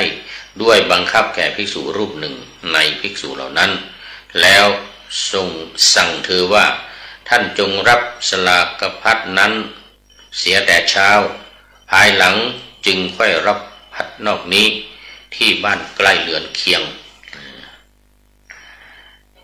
ในอัตถกถากุลุนทีกล่าวนัยยะดังนี้ว่า ถ้าท่านเมื่อสลากพัดทั้งหลายในบ้านใกล้ยังไม่ได้แจกจ่ายกันเลยภิกษุนั้นไปเสียด้วยสำคัญว่าได้แจกกันเสร็จแล้วครั้นให้ถือเอาสลากพัดในบ้านไกลแล้วต้องกลับมาวิหารอีกรับแจกสลากพัดนอกนั้นแล้วจึงค่อยไปบ้านใกล้เพราะว่าสลากพัดของสงฆ์จะแจกกันภายนอกสีมาย่อมไม่ได้ถ้าไปที่อื่นเสร็จแล้วเนี่ยต้องกลับมาที่วัดก่อนมารับสลากใหม่แล้วก็ค่อยไปอีกแต่ถ้าภิกษุมากสลากด้วยอำนาจแห่งบ้านไม่พอกันจึงให้ถือเอาด้วยอำนาจถนนหนึ่งหรือด้วยอำนาจแห่งฝากหนึ่งของถนนหรือด้วยอำนาจสกุลหนึ่งก็ได้ก็แลในถนนเป็นต้นในที่ใกล้มีพัดมากในที่นั้นพึงให้ภิกษุมากรูปถือเองตามนัยยะที่กล่าวแล้วในบ้านนั้นแลเมื่อสลากไม่มีพึงเจาะจงให้ถือเอาก็ได้อันภิกษุผู้ให้สลากต้องรู้จักวัดต้องรู้จักวัดจริงอยู่ภิกษุผู้ให้สลากนั้นพึงลุกขึ้นแต่เช้าถือบาตรและจีวรไปสู่หอฉันกวาดสถานที่ซึ่งยังไม่ได้กวาดจัดตั้งน้ำฉันน้ำใช้ไว้เวลาว่าบัดนี้พัดวัดจักเป็นอันภิกษุทั้งหลายทำเสร็จแล้วจึงตีระฆังเมื่อภิกษุทั้งหลายประชุมกันแล้วพึงให้ถือสลากพัดที่บ้านเวรเสียก่อนคือพึงกล่าวว่าสลากที่บ้านเวรชื่อโน้นถึงแก่ท่านจงไปที่บ้านนั้น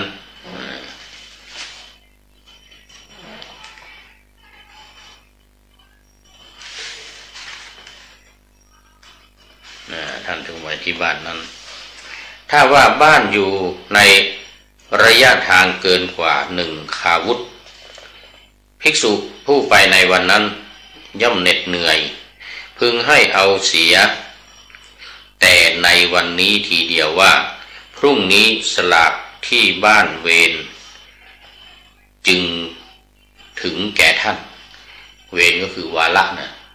เพราะจัดเป็นวาระไว้วาระนี้บ้านนั้นวาระนี้บ้านนั้นก็คือว่าเขาเรียกบ้านเวร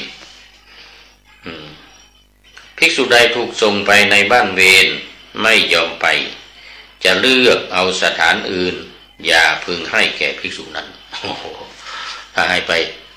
บ้านที่เขากำหนดไว้แล้วไม่ไปเนี่ยจะไปที่อื่นอย่างนี้ไม่ให้เพราะว่าจะเสื่อมบุญของพวกชนผู้มีศรัทธาและจะขาดลาภของสงฆ์เพราะฉะนั้นแม้ในวันที่2 ที่ 3ก็อย่าพึงให้สลากอื่นแก่เธอต้องให้ไปที่นั่นอย่างเดียวพึงบอกเธอว่าท่านจงไปยังสถานที่ถึงแก่ตนแล้วฉันเถิดแต่เมื่อเธอไม่ยอมไปครบ3 วันพึงให้เธอถือเอาสลากที่บ้านในแต่บ้านเวรเขามาให้ถือเอาสลากที่บ้านในแต่บ้านเวรเขามานั้นหากว่าเธอยอมรับสลากนั้นไซจำเดิมแต่นั้นไปไม่สมควรให้สลากอื่นแก่เธอส่วนทันตกรรมต้องลงให้หนักคือพึงลงทันตกรรมให้ตักน้ำอย่าให้น้อยกว่า60 หรือ50 หม้อถูกทำโทษหรือให้ชนอื่นให้ขนฟืนอย่าให้น้อยกว่า60 หรือ50 มัดขนฟืนหรือให้ชนขนทรายอย่าให้ย่อนกว่า60 หรือ50 บาทเอาให้ขนทรายอีกแล้วเป็นการทำโทษ เอาไว้แค่นี้ก่อนดูไปดูมาเวลาหมดยังมีรายละเอียดอีกเยอะเรื่องการถวายพัดการไปในที่นิมนต์เขานิมนต์ไปฉันที่นั่นที่นี่โอ้เป็นเรื่องที่ละเอียดละออมากทีเดียวละเอียดละออมากทีเดียวเอาละตอนนี้ก็เอาไว้แค่นี้ก่อนนึกจะหมดเวลาคุณโยมโอ้FC ตัวจริงธรรมชาติสัจธรรมเป็นท่านสุดท้ายเข้ามาสู่รายการในวันนี้ไม่แน่นะเดี๋ยวบางทีนี่ว่าบทปาหน้าเนี่ยซ้ำเนี่ยยังไม่ทันเสร็จเดี๋ยวเข้ามาอีกก็มีค่อยว่ากันวันนี้ก็ได้จากข้อคิดจากคุณโยมจันจิลาราชครูแลอวยพรนี่เป็นนักแลเป็นหมอขวัญนะเป็นหมอขวัญทำขวัญนาคเวลาที่จะมีการบวชนาคนี่จันจิลาราชครูนี่ชื่อเสียงโด่งดังในการนำนวยอวยพรว่าสดๆนะแต่วันนี้ให้นำบทประพันธ์ที่คุณจันจิลาราชครูแลอวยพรมาว่าสู่กันฟัง จะขอเกริ่นกลอนอวยพรเป็นแหล่ให้แก่พ่อแม่พี่น้องทั้งหลายที่มาวันนี้ทั้งหญิงและชายแม้ช่างชื่นใจหนอยินดีให้ท่านร่ำรวยหวยหายป่วยหายโรค ความทุกข์ความโศกหายไปหมดสิ้นทรัพย์สินสลิงคารอาหารการกินไม่มีหมดสิ้นไม่ซบไม่เศร้านะให้อายุยืนกันเป็นหมื่นเป็นแสนกำลังขาแขนให้สมบูรณ์อย่างเขา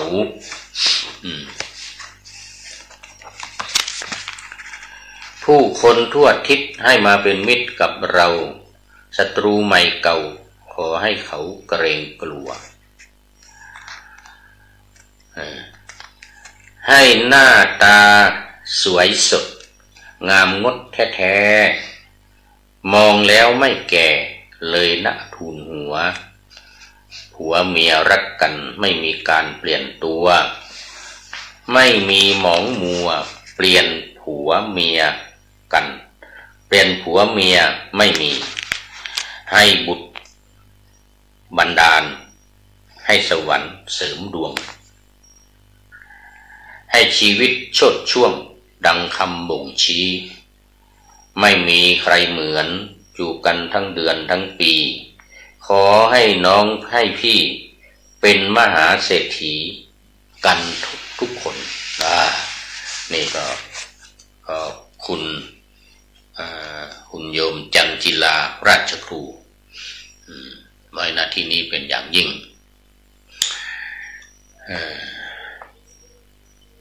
ขอนำพระไตรปิฎกลอยฟ้าไปจากผู้ฟังทั้งหลายในโลกล่าวันต่อไปจะได้จรย้อนกลับมาสู่สถานีใหม่ให้ท่านฟังอย่าลืมเปิดวิทยุหรือเครื่องรับโทรศัพท์โมบายคอมพิวเตอร์พังYouTube เฟซเพจไลน์ให้ดังๆเพื่อชมฟังรายการวันต่อไปวันนี้คุณโยมธรรมชาติสัจธรรมเป็นท่านสุดท้ายเข้ามาสู่เส้นชัยของรายการขอโมทนาเป็นอย่างยิ่งรวมทั้งท่านอื่นๆที่เข้ามาแล้วผ่านไปมีคุณโยมฝนศรีลาเป็นต้นขอให้ท่านมีความสุขทุกคืนวันนำธรรมะประกอบการงานทั้งหลายเช่นขยันทำงานทางวาจากายใจขวนขวายกิจการงานนานาบำเพ็ญสาธารณประโยชน์เว้นสิ่งที่มีโทษโหดเยี่ยงสาประกอบแต่กรรมดีมีราคาแสวงหาเงินทองครองใจคนเสียสละพลทรัพย์นับมากน้อยไม่ให้ล้านก็ให้ร้อยไม่ด้อยผลเอื้อคนรวยช่วยคนยากฝากคนจนให้ทุกคนเท่ากันมาตรฐานเดียว ขอเจริญพร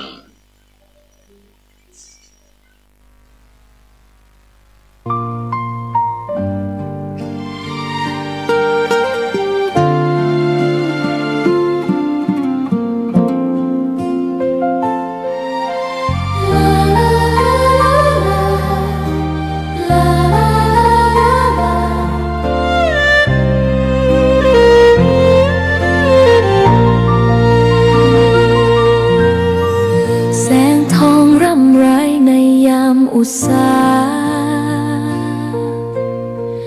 ยังเห็นพระเมตตาอยู่ทุกแห่งหนน้ำพระทัยฉโลมใจคนทั่วพื้นแผ่นดินยังอบอุ่นรอยยิ้มพระพักตร์ยังส่องแสงในดวงใจไทยไม่ลืมเสียงสายลมแผ่วเบาเหมือนเอ่ยคำปลอบว่าพระองค์ยังอยู่ใกล้ขอกราบแทบบาทด้วยรักนิรันดร์น้ำตาหลั่งพลันจากใจคนไทยแม้เสด็จสู่ฟ้าไกลแต่พระหฤทัยอยู่ในแผ่นดินนี้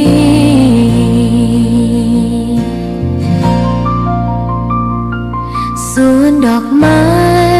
ยังบานดังวันเก่าราวกับเจ้าดอกไม้รู้ว่าพระองค์จากไปแต่กลิ่นหอมยังพัดผ่านใจให้ระลึกถึงพระเมตตาแผ่นดินนี้ยังส่องสว่างด้วยพระคุณอันยิ่งใหญ่ขอเดินตามรอยเท้าแห่งพระแม่ไปด้วยศรัทธาไม่เสื่อมคลายขอกราบแทบบาทด้วยรักนิรันดร์น้ำตาหลั่งพลันจากใจคนไทยแม้เสด็จสู่ฟ้าไกลแต่พระหฤทัยอยู่ในแผ่นดินนี้ดวงใจไทยทุกดวงขอพักดีขอถวายรักนี้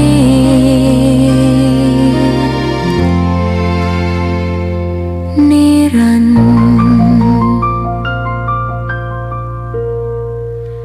แด่พระพันปีหลวง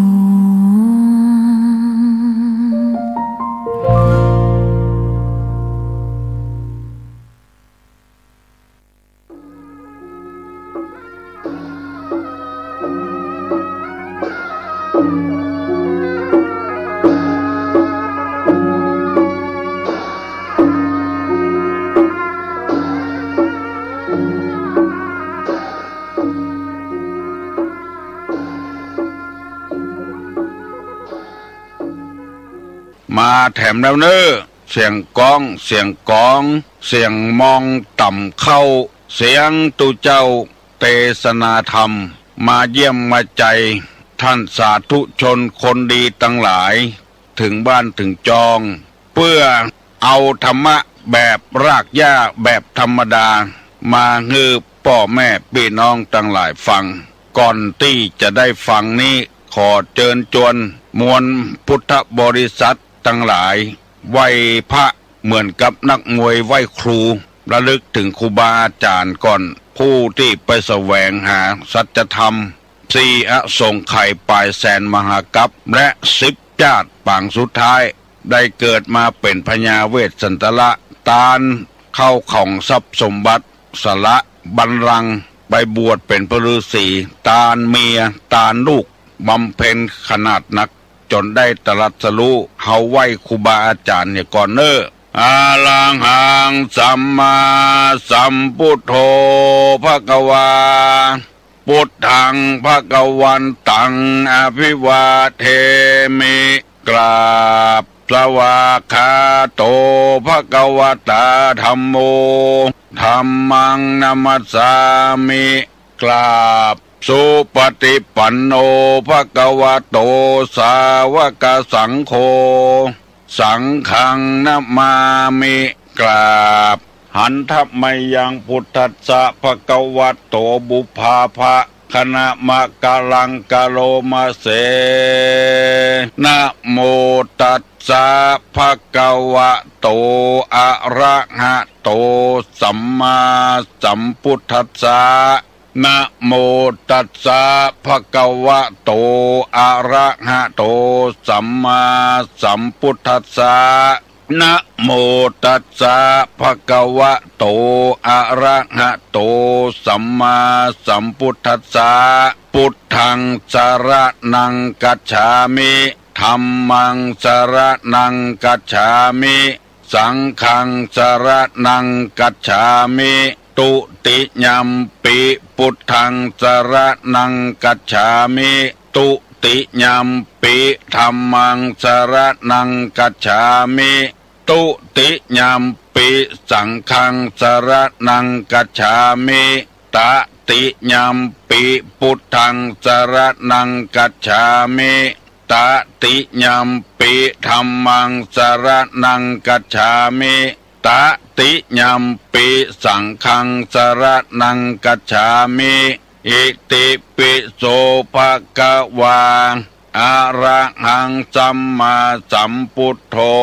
วิชชาจรณะสัมปันโนสุขโตโลกาวิทู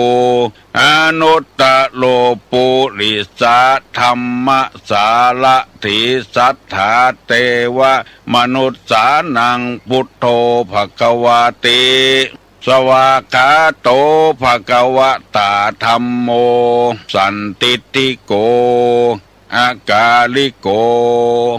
เอหิปัสสิโกโอปนะยิโกปัจจัตตังเวทิตโพวินยูหิติสุปฏิปันโนภควโตสาวกสังโฆ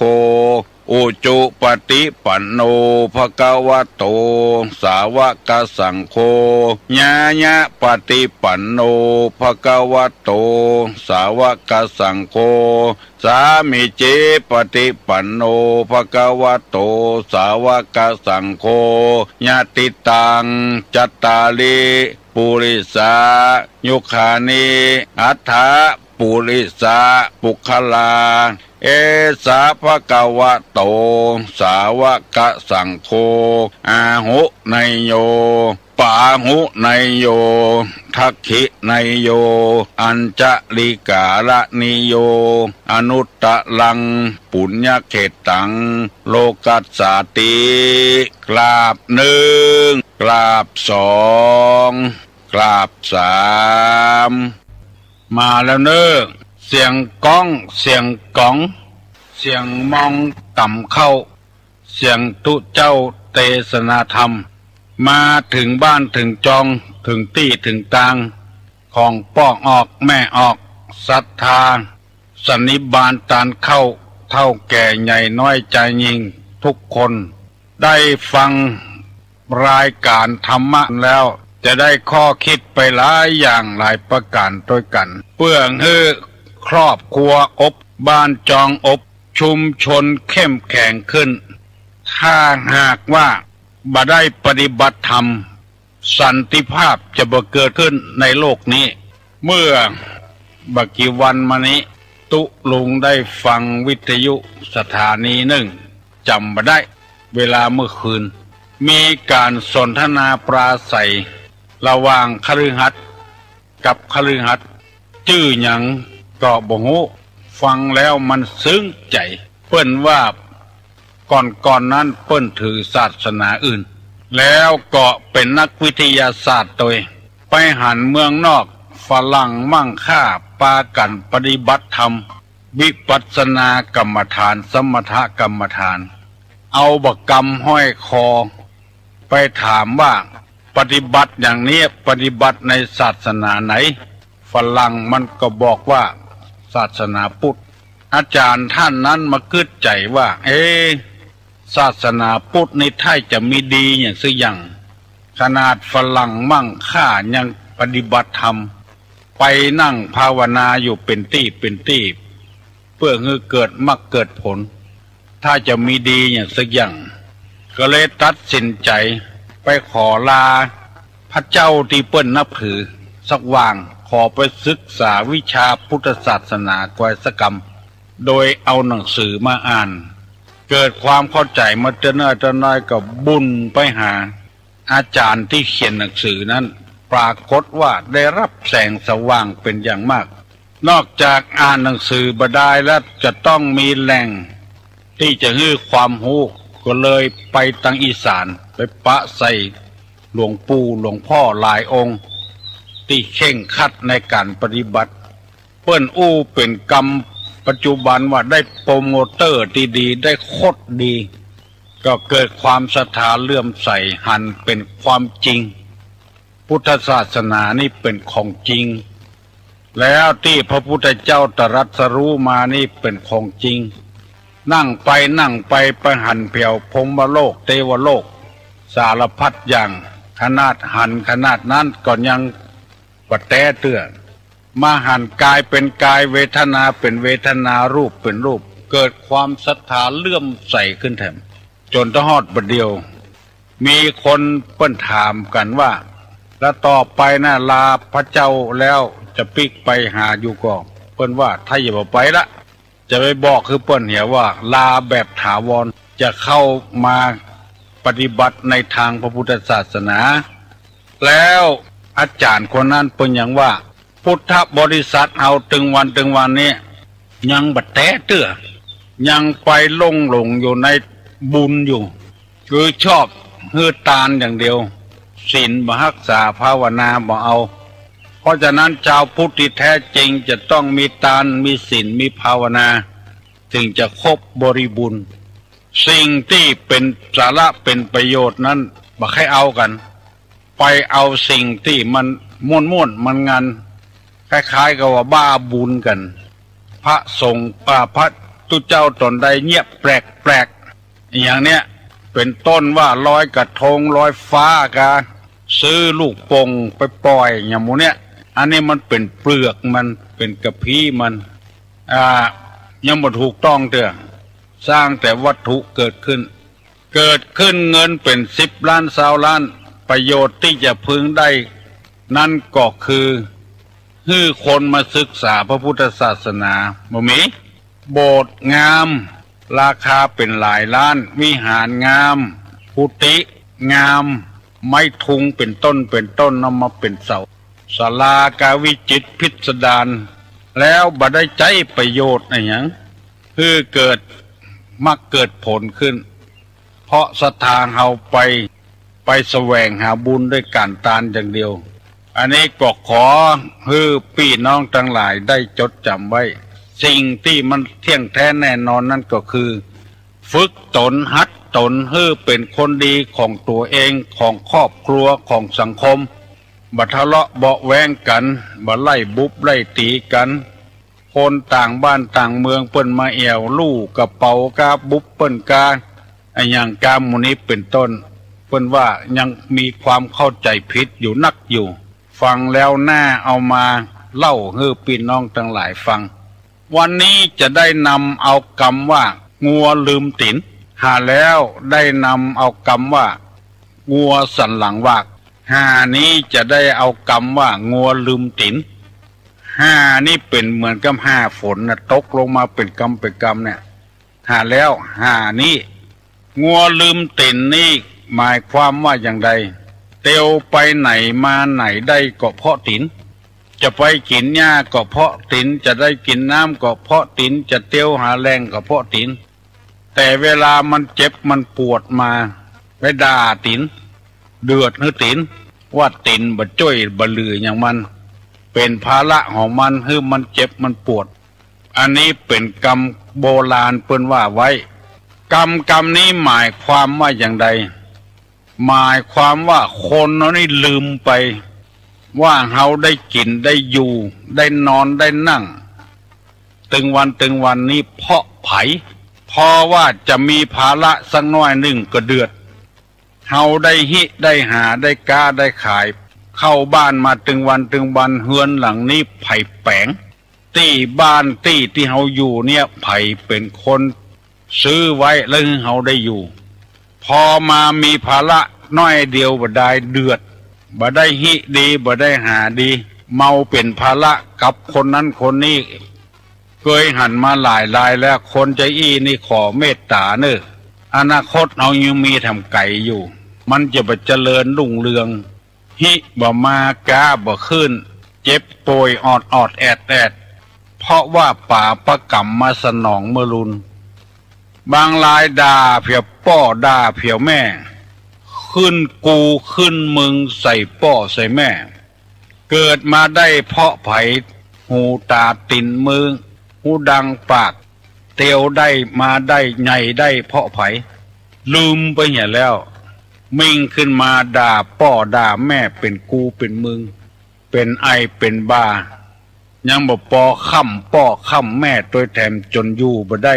กึดทีเนอเปิ้นว่าเป็นงัวลืมตินลืมที่อยู่ที่อาศัยได้อยู่ได้กินได้เพาะไผเวลาป้อเวลาแม่เจ็บป่วยอย่างน้อยหนึ่งบ่นเดือดบ่ได้อยู่ดีกินดีเมาเฝ้าคนเฒ่าคนแก่เมาหิหาก็บ่ได้หิบ่ได้หาไอ้อย่างหมู่นี้เป็นต้นอันนี้ฝากพี่น้องทั้งหลายไว้ถ้ามีก็พยายามแก้ไขอย่านึกถึงว่า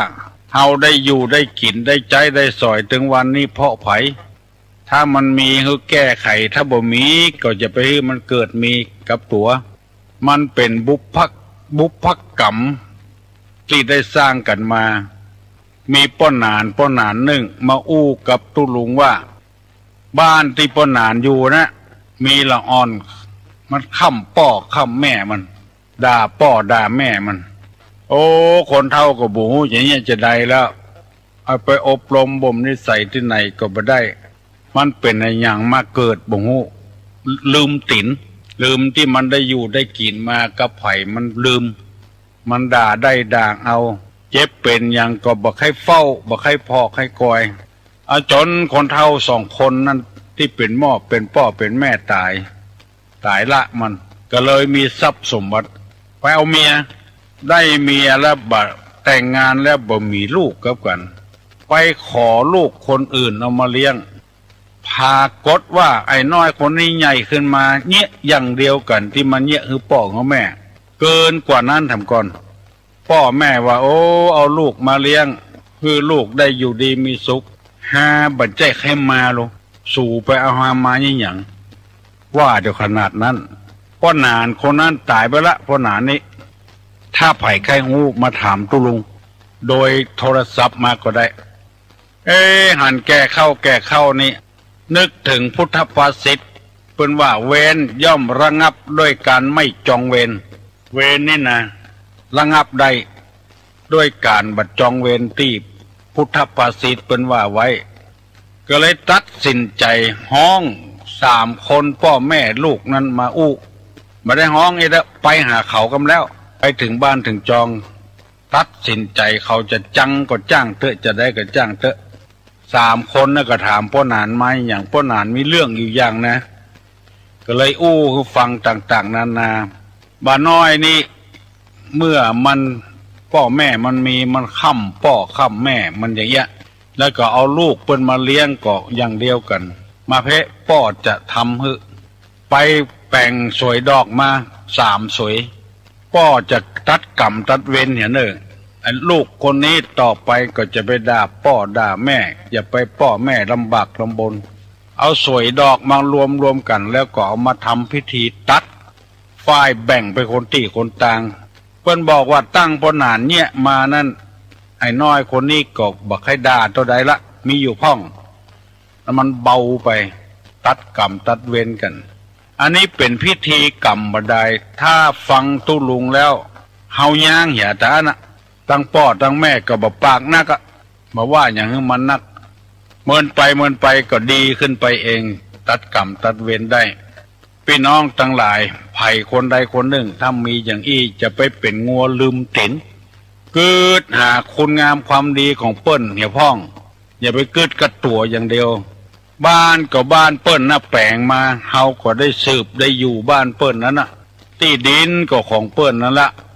เฮาคิดอย่างอี้แล้วเฮาจะใจอ่อนลงไปเฮาจะบ่ด่าบ่ว่าอย่างฮือเปิ้นจะใจอ่อนบาปกรรมก็จะบ่ติดตัวเองเอาละโยมทั้งหลายงัวลืมติ่นก็ยังมีทำอยู่มันจะยาวล่ำไปตุลุงได้อธิบายมาถึงข้อ82วันติดกันมาเบียดเบียนกันเจ้าฟ้ามหากษัตริย์ตะกอนนี่ยังไล่คุบจริงเอาประเทศต่างๆเมืองต่างๆเอามาเป็นเมืองของตัวเองเข้าอยู่ในเขตปกครองของตัวเองเก็บเอาภาษีอากรก้าหน้าก้าอย่างมาเอามาบำรุงบำเรอตัวเก่ามหากษัตริย์เอานี้ตั้งอยู่ในธรรมในพระพุทธศาสนามาเบียดเบียนไผยังเอาฮื้อทำก่อนคนที่มีศรัทธายังมอบที่ดินมอบโฉนดฮื้อพระเทพพ่องในหลวงพ่องพระราชินีเปิ้นก็เอามาเป็นประโยชน์กับบ้านกับเมืองต่อไปวันนี้จะได้อธิบายข้อที่8ว่าขันติแปลว่าความอดทนขันติทีรัสสะลังกาโลความอดทนเป็นเครื่องประดับของนักปราชญ์ความอดทนนี่นะในหลวงนี้อดทนขนาดนักไปกูซอกกูมุมภาคกลางภาคอีสานภาคใต้ภาคเหนือตะวันออกภาคใต้สุดปุ่นไปหมดกุฏิกุตางมีความอดความทนหน้าที่อยู่นั่งอยู่ในห้องแอร์เล่นดนตรีกลางไอ้อย่างกากินอยู่สบายแล้วเปิ้นไปอยู่บ่ได้พระราชินีถึงเวลามาก็ออกไปมาภูพิงพ่องไปภูพานพ่องไปทักษิณราชนิเวศพ่องไปเพื่อไปพอไปกวายศิลปชีพของเจ้าบ้านเจ้าจองมีความอดความทนในทางพระพุทธศาสนาในแบ่งความอดทนไว้อยู่3อย่าง1ทนลำบาก2ทนตรากตรำ3ทนต่อความเจ็บใจนี่ความทนในทางพุทธศาสนาจำไว้เนอะขอให้ปฏิบัติธรรมเถอะสันติภาพจะเกิดขึ้นแน่นอนบ่ต้องว่าประเทศละในโลกในโกสันติภาพการสร้างอาวุธยุทโธภัณฑ์นักเท่าใดเป็นเหตุให้เกิดความวุ่นวายนักขึ้นเท่านั้นถ้าสันติภาพเกิดขึ้นเพราะการปฏิบัติธรรมมีความอดความทนต่อกันบ้านครอบครัวนั้นก็มีความสุขตัวเองเฮาก็มีความสุขที่เฮาตุกถึงวันก็เพราะบ่มีความอดบ่มีความทนที่เฮาได้กินเงินเดือนถึงวันก็เพราะความอดทนเมื่อน้อยๆเรียนหนังสือปฏิบัติงานทุกข์ยากลำบากเท่าใดอดเอาในที่สุดมาก็จบปริญญากันได้ทำการทำงานได้เงินได้ทองกันมาไปหาครอบครัวบางครอบครัวนั้นโอ้ทุกข์ยากลำบากลำบนกาขายเอาสปะใส่ปืนลูกมาเกิดส่งลูกของห้ำของเฮียนอดทนเอาทนลำบากต่อการต่องานนะพอลูกจบขึ้นมาได้ทำงานบ่กี่วันกี่เดือนเนี่ยหูอยู่ละอ่อนที่ได้ทำงานเฮารับตายังกึดได้อยู่มันเล่นตำวัดน่ะเนี่ยวันนั้นเอารถมาเจิมรถเก่งโตโยต้าแถมซ้ำมาถึงพ่อถึงลูกพ่อมันบ่ได้ขี่ลูกมันได้ขี่รถเก่งเพราะความอดทนของพ่อของแม่ของลูกที่ได้ศึกษาเล่าเรียนซื้อให้ลูกไปทำงานพ่อแม่ก็อยู่อย่างเก่านั้นนะเฮือนหลังเก่านะเฮือนหลังที่พ่ออุ้ยแม่อุ้ยแปลงไว้นะละอ่อนอายุสาวป่ายได้ขี่รถเก่งแล้วเพราะความอดทนในหลวงของเฮานี่ทน อดทนกู้สิ่งกู้อย่างลำบากเพื่อประสบนิกรของเปิ้นตามธรรมดาผู้นำของประเทศชาติบ้านเมืองจะต้องเสวยความสุขอยู่ในหัวในวังอันนี้บ่เอาออกบ้านออกเมืองจ้อยเจ้าบ้านเจ้าเมืองเพราะฉะนั้นเฮาทั้งหลายจึงพากันปฏิบัติธรรมเพื่อในหลวงของเฮาเพื่อเจ้าฟ้ามหากษัตริย์ของเฮาเพราะเปิ้นเป็นคนที่มีความอดทนปฏิบัติธรรมถ้าบ่ปฏิบัติธรรมแล้วบ่มีความอดทนแล้วเปิ้นเคยอยู่เมืองนอกเมืองนาพุ่นมีความสุขทางกายนี่นักเหลือเฮาเป็นหมื่นเต้าแสนเต้าบ่ขึ้นดอยบ่ลอยห้วยอย่างเอาง่ายๆเนี่ยอำเภอแม่ริมเนี่ยไผนึกไผฝันพ่องสถานที่ท่องเที่ยวจะเกิดขึ้นในตำบลดอนแก้วอำเภอแม่ริมเนี่ยไอ้อย่างไผกึดได้ก็ห้วยตึงเท่าคนปลากันมาพักมาผ่อนหน้าฮ้อนมันฮ้อนปลากันมาอาบน้ำมาเล่นน้ำห้วยตึงเท่าลื่นเริงหันษาเกิดเพราะไผ่ห้วยตึงเท่าเพราะเจ้าฟ้ามหากษัตริย์มีความดนดันคนในตำบลดอนแก้วเกิดมายังบ่เคยหันห้วยตึงเท่ากำเตื้อแต่เปิ้นอยู่ในเมืองกรุงเทพกรุงธนมาหันแล้วก็มีความคิดเกิ้งน้ำไว้กั้นเขื่อนไว้เอาป่ามาปล่อยคือคนได้ล่าหากินป่าในเขื่อนห้วยตึงเท่าแล้วก็เจ้าบ้านจองก็ได้อาศัยเลี้ยงชีพถึงวันนี่ตั้งร้านอาหารคนไปซื้อกันกินกันม่วนกันสนุกเพลิดเพลินแล้วบ่ได้กึดว่าไผ่นี่เป็นคนมาแปลงมาไปครั้งแรกเฮาได้มาประกอบอาชีพที่นี่ก็มีไผ่เคยกึดเลยเกิดจากน้ำบาน้ำแหงเหงื่อทุกหยาดหยดของในหลวงที่โดนดันมากั้นเขื่อนไว้อย่างน้อยๆนะที่แม่ริมเนี่ยต่อไปทั้งสันกำแพงแถมที่ดอยสะเก็ดแถมแม่ห้องไข่เวลานี้แขกบ้านแขกเมืองมาเป็นที่เชิดชูนกหนูปูปลาก็ได้อยู่ป่านี่ห้วยข้องไข่มีเปี่ยวเสือเปี่ยวเก้งเปี่ยวกวางเปี่ยวฟานพุ่นถ้าในหลวงบ่มากึดแล้วบ้านนี้บ่มีแล้วเจ้าบ้านจะจองกบจะเพี้ยวจะทางจะอยู่กันไปสร้างรีสอร์ทสร้างตึกกันแปลงสนามกอบกันแปลงสนามบัดกันเล่นกันสำหรับคนที่มั่งมีสีสุขในหลวงเปิ้นบ่ได้ไปกึดอย่างอันเสาะตีไว้กักน้ำไว้ให้คนได้ทำเกษตรโอ้มีกุฏิกุฏางบ่สามารถที่จะนำมาบรรยายที่นี่ได้เพราะพระเจ้าแผ่นดินปฏิบัติตามหลักเนี้ยทศพิธราชธรรมอันนี้เรียกว่าทนลำบากจะใกล้จะไกลจะได้ก็ตามที่เฮาหันไปหมดแม่ห้องสอนก็ไปเจ้าฟ้ามหากษัตริย์ก็ไปมีเจ้าฟ้าหญิงองค์ใดบ่ฮู้ไปหันแม่ค้าเอาเขียดแล้วมาขายอดบ่ได้ก็เลยไปถามแม่ค้าขายยังไงนี่แม่ค้าก็ใครอู้ราชาศัพท์โดยเปิ้นเนาะมันบ่ฮู้เรื่องก็อู้ไปเลยนะไอ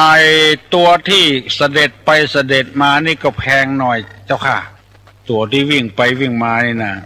แพงหน่อยไอตัวที่สวรรคตแล้วก็ถูกหน่อยพักเจ้าค่ะ ตัวที่ตายก็ถูกหน่อยตัวที่วิ่งไปวิ่งมาก็แพงหน่อยที่เสด็จไปเสด็จมานี่ก็แพงหน่อย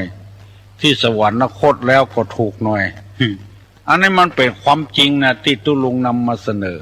ลูกเต้าหลานเลนพี่น้องเฮาทั้งหลายได้ฟังที่ตุลุงนำมาเสนอนี้ขอให้มีความอดกับกันทนต่อความลำบากจะไปบ่นจะไปเดือด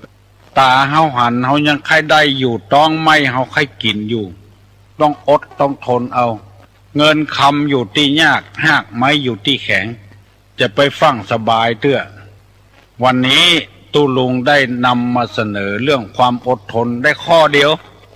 ทนลำบากต่อการต่องานทุกอย่างอยู่กับพ่อเมียแม่เมียก็ทนเอากระทบกระเทือนกันพ้องก็อดเอาคือมันโป้นไปเหตุเป็นวันจะไปแสดงอะไรอย่างออกมาจนเกิดเรื่องเกิดราวคือมีความอดความทนเอา ถ้าเกิดเรื่องเกิดราวกันมาแล้วก็มันก็ไปใหญ่มันบ่เดินไปตามวิธีของมันให้โรยทางรัฐกล้าขายดีๆบ่เอาเนี่ยมันโรยจ้าเนี่ยปีกไปขายของเถื่อนอาวุธเถื่อนยาเถื่อนยาบ้ามันขาดตอนไปในการหิการหาจะเอาหยังเป็นลำเป็นเหลือมอกอยู่มอกกินถึงวันก็พอแล้วย่างอย่าเตอะบัทเนี้ยบัทธรรมมันละของมันนอกกฎหมายนอกศีลนอกธรรมมันดึงตึกตายนะคนจะใดก็ถึงตึกตายนะโรงพยาบาลก็ยังมีอยู่จะไปหวังล่ำโรยทางลัดไปลักไปจกของเปิ้นไปจี้ไปป้นของเปิ้นมันหายเหลือเก่าก่อนโทนเอาเตอะโทนหิโทนหาเอาเตอะลูกเต้าหลานเหลนเอาแล้วบัดเดี๋ยวนี้6 โมงเกินป่ายแล้วไผ่ยังบ่ลุกเห็นเนอลุกเจ้าจะไปลุกควายมันจะบัดตันการตันงานอย่างนะอันนี้ว่าสำหรับคนที่ลุกควายคนลูกเจ้าเพื่อก็ลูกตั้งแต่เจ้าแล้วเนี่ยการเนี่ยงานกันแล้วฟังตุลุงอู้ตัวจะพยายามเป็นขวัญอกขวัญใจของพี่น้องทั้งหลายนำธรรมมาปฏิบัติเพราะว่าการนับถือพระพุทธศาสนานี้บ่ใช่ว่าฮื้อกินฮื้อตานอย่างเดียวนะไปวัดไปว่าไปส่งเข้าวัดไปใส่บาตรญาติปกยังบ่พอเด้อนะยังบ่พอเด้อเป็นตาน้ำไม่ตาแต่อี้ยังบ่เตื้อเด้อที่จะถึงความสุขแท้จริงตานะป่าละมีตานะอุปป่าละมีตานะปละมัทธะป่าละมีทำกรรมอยู่2 ชั้น 3 ชั้นก่อนไม่ใช่กะมอกใส่บาตรการมอกทานการเข้าในกามอกทำบุญลงศพมอกไถ่ถอนชีวิตสัตว์นี่จะมีความสุขยังบ่เตื้อยังเป็นการเริ่มต้นอยู่พญาเวสสันตละฮือตานเจ้าจรีน้องกันหาแก่ปู่พามเท่าเขียนตี2 หน้า2 ตาก็มีความอดทนเอาไปจนป้นหูป้นตาพญาอินตาส่องตาติบลงมาว่าพระเวสสันดรฮือตานลูกเมียบ่ได้ฮือตานแปลงตัวเป็นพามมาขอนางมาทีแต่ในชาติเมื่อเป็นพญาเวสสันตละก่อนยังบัดตรัสรู้พญาสัพพัญญูตัญญาณเตื้อปิกมาเสวยบ้านเสวยเมืองอย่างเก่าอย่างเดิมอยู่การของเฮามอกอีนี่ฮือภูมิใจไว้พอให้พอดีฟังเตื้อมอกเอาเสาต้น1 กาเอาคืออัน1 กาเอาแปะอัน1 กาจ่อฟ้าปันลมกายังบ่เตื้อยังบ่กระเตอะกระเติงเตื้อยังจะต้องตานต่อไปแถมตานะป่าละมีตานะอุปป่าละมีตานขั้นที่ 2ปละมัทธะแถมแม้แต่ชีวิตจิตใจหัวใจก็จะควักนึกเป็นตานเลือดในกายก็บริจาคฮือกาชาติเป็นตานอมิตรตานอภัยตานธรรมตานวิหลายอย่างอยู่พอออกไม่ออกเฮียนไปเตอะเฮียนธรรมะไปตึงวันเตอะเฮาจะได้มีความรู้ความเข้าใจในธรรมะลึกซึ้งขึ้นตุลุงนำมาเสนอให้ฟังเพื่อแก้ความข้องอกข้องใจให้พี่น้องทั้งหลายได้ช่วยกันปฏิบัติแบบล่างหญ้าเนี่ยแบบธรรมดาเนี่ยบ่เอาอันอย่างอื่นเตื้อเมื่อเฮาฝึกหัดมื้อนี้ศีล 5ได้ครบแล้วก็ก้อยเอาขั้นต่อไปแถมขอบคุณยินดีกับกุคนที่รับฟังรายการนี้นะเมื่อเจ้าจำเอาไว้บอกให้พี่ให้น้องให้ลูกให้หลานตุลุงก็อย่าเตะไปเนี่ยระดับเนี้ยเพราะว่ามีความรู้แค่เนี้ยบ่เอาสูงเท่าใดบางคนเพิ่นบอกให้ลูกศิษย์เพิ่นมาอู้ตุลุงฟังว่าอาตมาทำไม่ได้แบบพระแบบเนี้ยเทศแบบเนี้ยทำไม่ได้ว่าเพิ่นบ่เข้าใจเฮาเพิ่นจะเทศจันพุ่นสวรรค์จันฟ้าพุ่นเทศอย่างเฮานี่เทศบ่ได้แต่ได้ยินคนที่โทรศัพท์เข้ามาหาตุลุงเนี่ยมันภาคภูมิใจดีใจโดยแสดงว่าคนยังหูมยังชอบอยู่เพราะเฮานี่กำลังศึกษาเล่าเรียนกันเรียนแบบพระธรรมวินัยกันปฏิบัติธรรมกันก็จะได้ก็ตามเด้อมันบ่ฮู้ว่าจะได้ละคนเฮานี่มันมีหลายประเภทมาตาเสือเหม็นอยู่หั่นแล้วจะมากินกับข้าวด้วยน้ำซ้ำก็มีเฮาก็ช่วยอย่างกันบ่ได้ สำหรับวันนี้ก็ทุลุงจะย่างอย่างก่อนนอกวันพุกค่อยมาปะกันทำไมอยู่ดีมีสุขอายุมันขวัญยืนเน้อยกมือไหวเน้อจะปั่นปอนละสัพปีติโยวิวัชชันตุสัพพะโรโควินัสสตุมาเตภวะตวนตรายโยสุขีติคายุโกภวะอภิวาทนาสีริสานิจังวุธาปจายโนยัตตาโลธรรมาวัฏันติอายุวันโนสุขังปลัง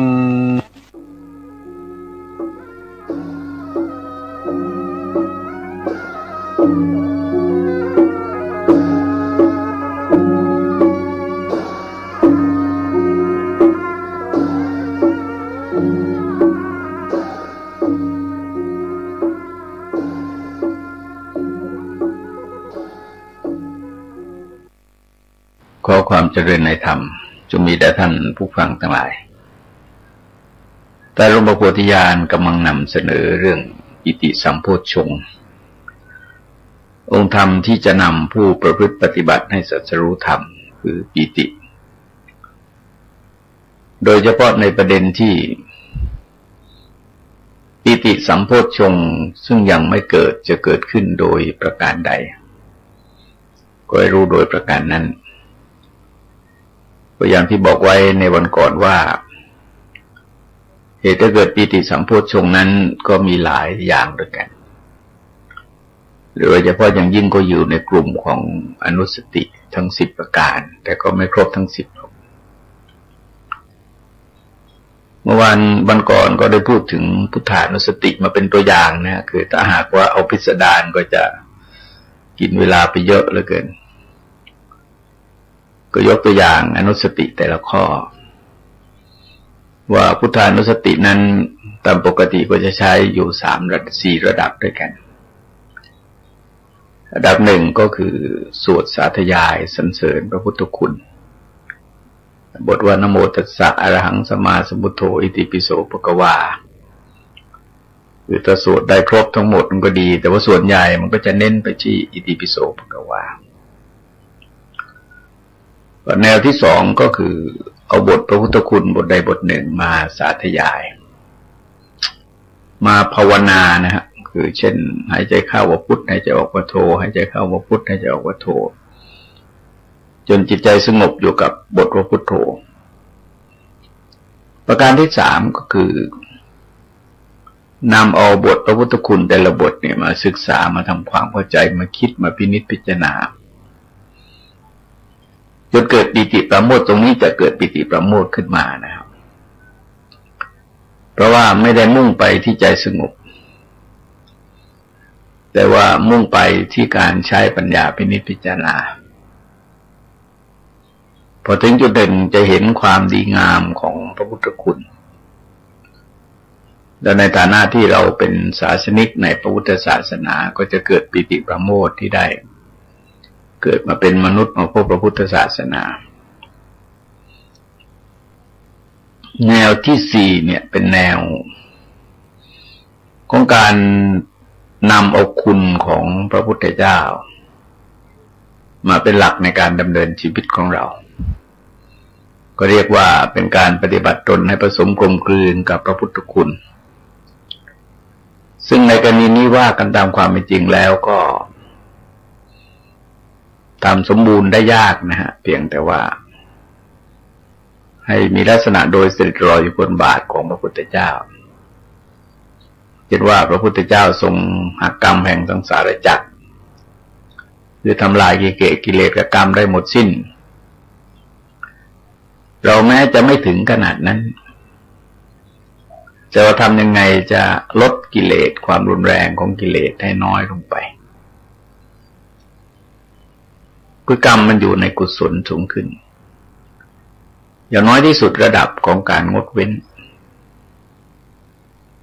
คือไม่ประพฤติกระทำอะไรไปตามอำนาจของกิเลสทั้งที่กิเลสมีอยู่นั่นแหละแต่ว่า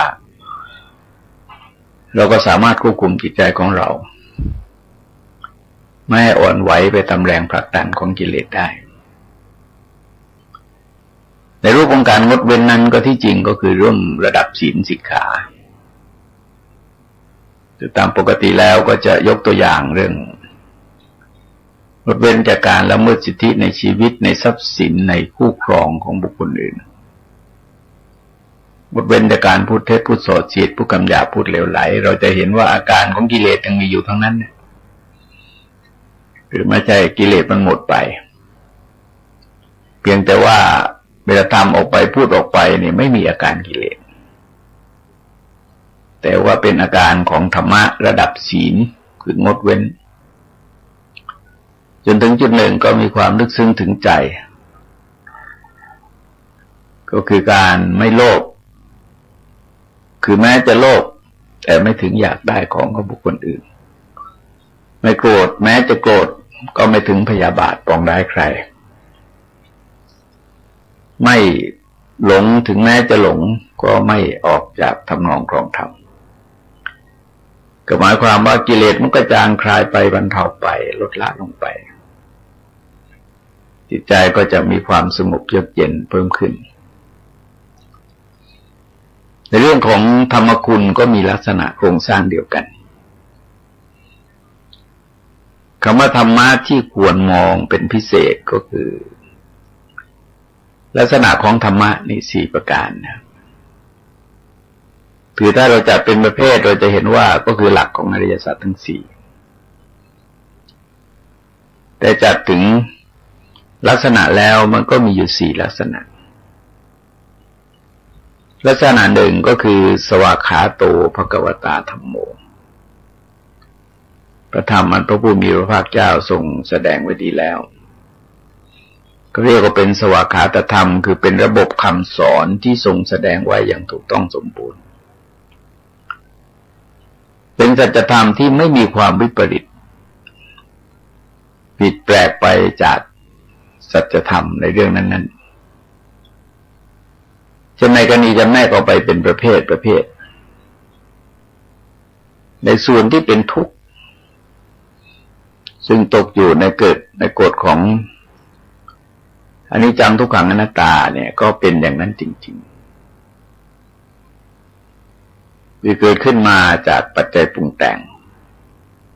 คงอยู่ในสภาพเดิมนานๆไม่ได้มีการถูกแผดเผาโดยปัจจัยทั้งภายในภายนอกเราเรียกว่าถูกแผดเผาอยู่ตลอดระยะเวลามันก็เป็นทุกข์จริงๆในกรณีของกิเลสเป็นเหตุให้เกิดทุกข์ไม่ว่ากิเลสอะไรก็ตามที่เกิดขึ้นแล้วเนี่ยมันก็เป็นเหตุให้เกิดทุกข์เช่นสมมติว่าโลภอยากได้อะไรสักอย่างหนึ่งมันก็ต้องมีความขวนขวายดิ้นรนเพื่อได้สิ่งเหล่านั้นมาครอบครองเป็นเจ้าเข้าเจ้าของผลเส้นทางของการใช้ความเพียรพยายามก็ต้องต่อสู้ประหารกันต้องเจออุปสรรคขัดขวางบางครั้งก็มีความรุนแรงแต่ว่าต้องทนทุกข์บางครั้งก็หลังสู้ฟ้าหน้าสู้ดินกันเลยทีเดียวบางครั้งก็บาดเจ็บจนถึงพิกลพิการบางครั้งก็ถึงก็ตายอย่างที่เราพบเป็นข่าวคราวให้เห็นกันอยู่พอเราสืบสาวไปก็เจอว่ามันมาจากตัณหาเท่านั้นหมายความว่าถ้าคนควบคุมตัณหาเราไว้ได้เนี่ยในการแสวงหาอยู่ในร่องในรอยก็อยู่ในหลักของสมาชีวะความทุกข์ความเดือดร้อนก็จะบรรเทาเบาบางลงไปแต่พอใจมันถูกครอบงำด้วยแรงตัณหามากเกินไปความร้อนร้อนก็เกิดขึ้นความรุนแรงก็เกิดขึ้นมีการต่อสู้ชนิดห้ำหั่นทำลายล้างกัน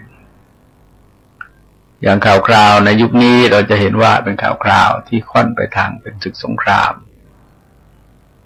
ทางการทหารและทางเศรษฐกิจตลอดถึงทางสังคมเป็นการต่อสู้กันในลักษณะที่ค่อนข้างรุนแรงแล้วก็เป็นการใช้อารมณ์ของโลภะโทสะโมหะซึ่งไม่ว่าจะเป็นการกระทำโดยใครก็ตามในที่สุดมันก็มีแต่ความทุกข์ความเดือดร้อนคนซึ่งไม่รู้โหยเหน่ไม่ได้เกี่ยวข้องอะไรกับเขาเลยก็พลอยทุกข์เดือดร้อนตามไปด้วยอย่างสมมติว่าเขาจะเกิดศึกสงครามขึ้นมาจริงๆประเทศไทยเราก็ต้องกระทบกระเทือน ที่แน่นอนที่สุดก็คือทั้งเศรษฐกิจทั้งสังคมทั้งการเมืองแล้วก็ทั้งการทหารกระทบกระเทือนมากหรือน้อยก็เป็นอีกเรื่องหนึ่งนั่นก็แสดงเห็นว่าถ้าเป็นกิเลสแล้วมันเป็นเหตุแห่งความทุกข์ทุกทีเพียงแต่ว่าจะมากหรือจะน้อยเท่านั้นคือเราจะเห็นว่าถ้าเราเรียงเอากิเลสประเภทเหล่านี้มันเรียงตามลำดับความเข้มข้นที่จริงกิเลสประเภทโลภะนั้นก็คือเรื่องของเศรษฐกิจสมมติว่าคนต่างโลภเห็นแก่ตัวกันมากเนี่ยมันก็เป็นกาลียุคคือต่อสู้เพื่อแย่งชิงเพื่อครอบครองเพื่อเป็นเจ้าข้าวเจ้าของสิ่งเหล่านั้นแต่ถ้าแรงมากก็ถึงจุดหนึ่งก็ผลประโยชน์ขัดกันก็บรรลัยตายจะได้ครั้งหนึ่งจึงจะดีแต่บางทีก็ตายหมดคือไม่มีใครได้ครอบครองจริงๆทีนี้กิเลสประเภทโลภะที่มันลดลงมาเนี่ยในการแสวงหานั้นสุจริตบ้างทุจริตบ้างนะรุนแรงทารุณโหดร้ายบ้างไม่ทารุณโหดร้ายบ้างได้มาแล้วเลี้ยงดูตนเองแต่ว่าไม่เลี้ยงดูครอบครัวมันก็มีปัญหาเดือดร้อนจนถึงกับอีกระดับหนึ่งก็ลดลงมาอีกก็เป็นความโลภที่อยู่ในเกณฑ์ที่เราควบคุมได้มีการแสวงหาการได้มาการถือครองด้วยความสุจริตคือไม่ผิดกฎหมายไม่ผิดศีลธรรมได้มาแล้วก็เลี้ยงดูตนเองเลี้ยงดูครอบครัวให้เป็นสุขแต่ว่า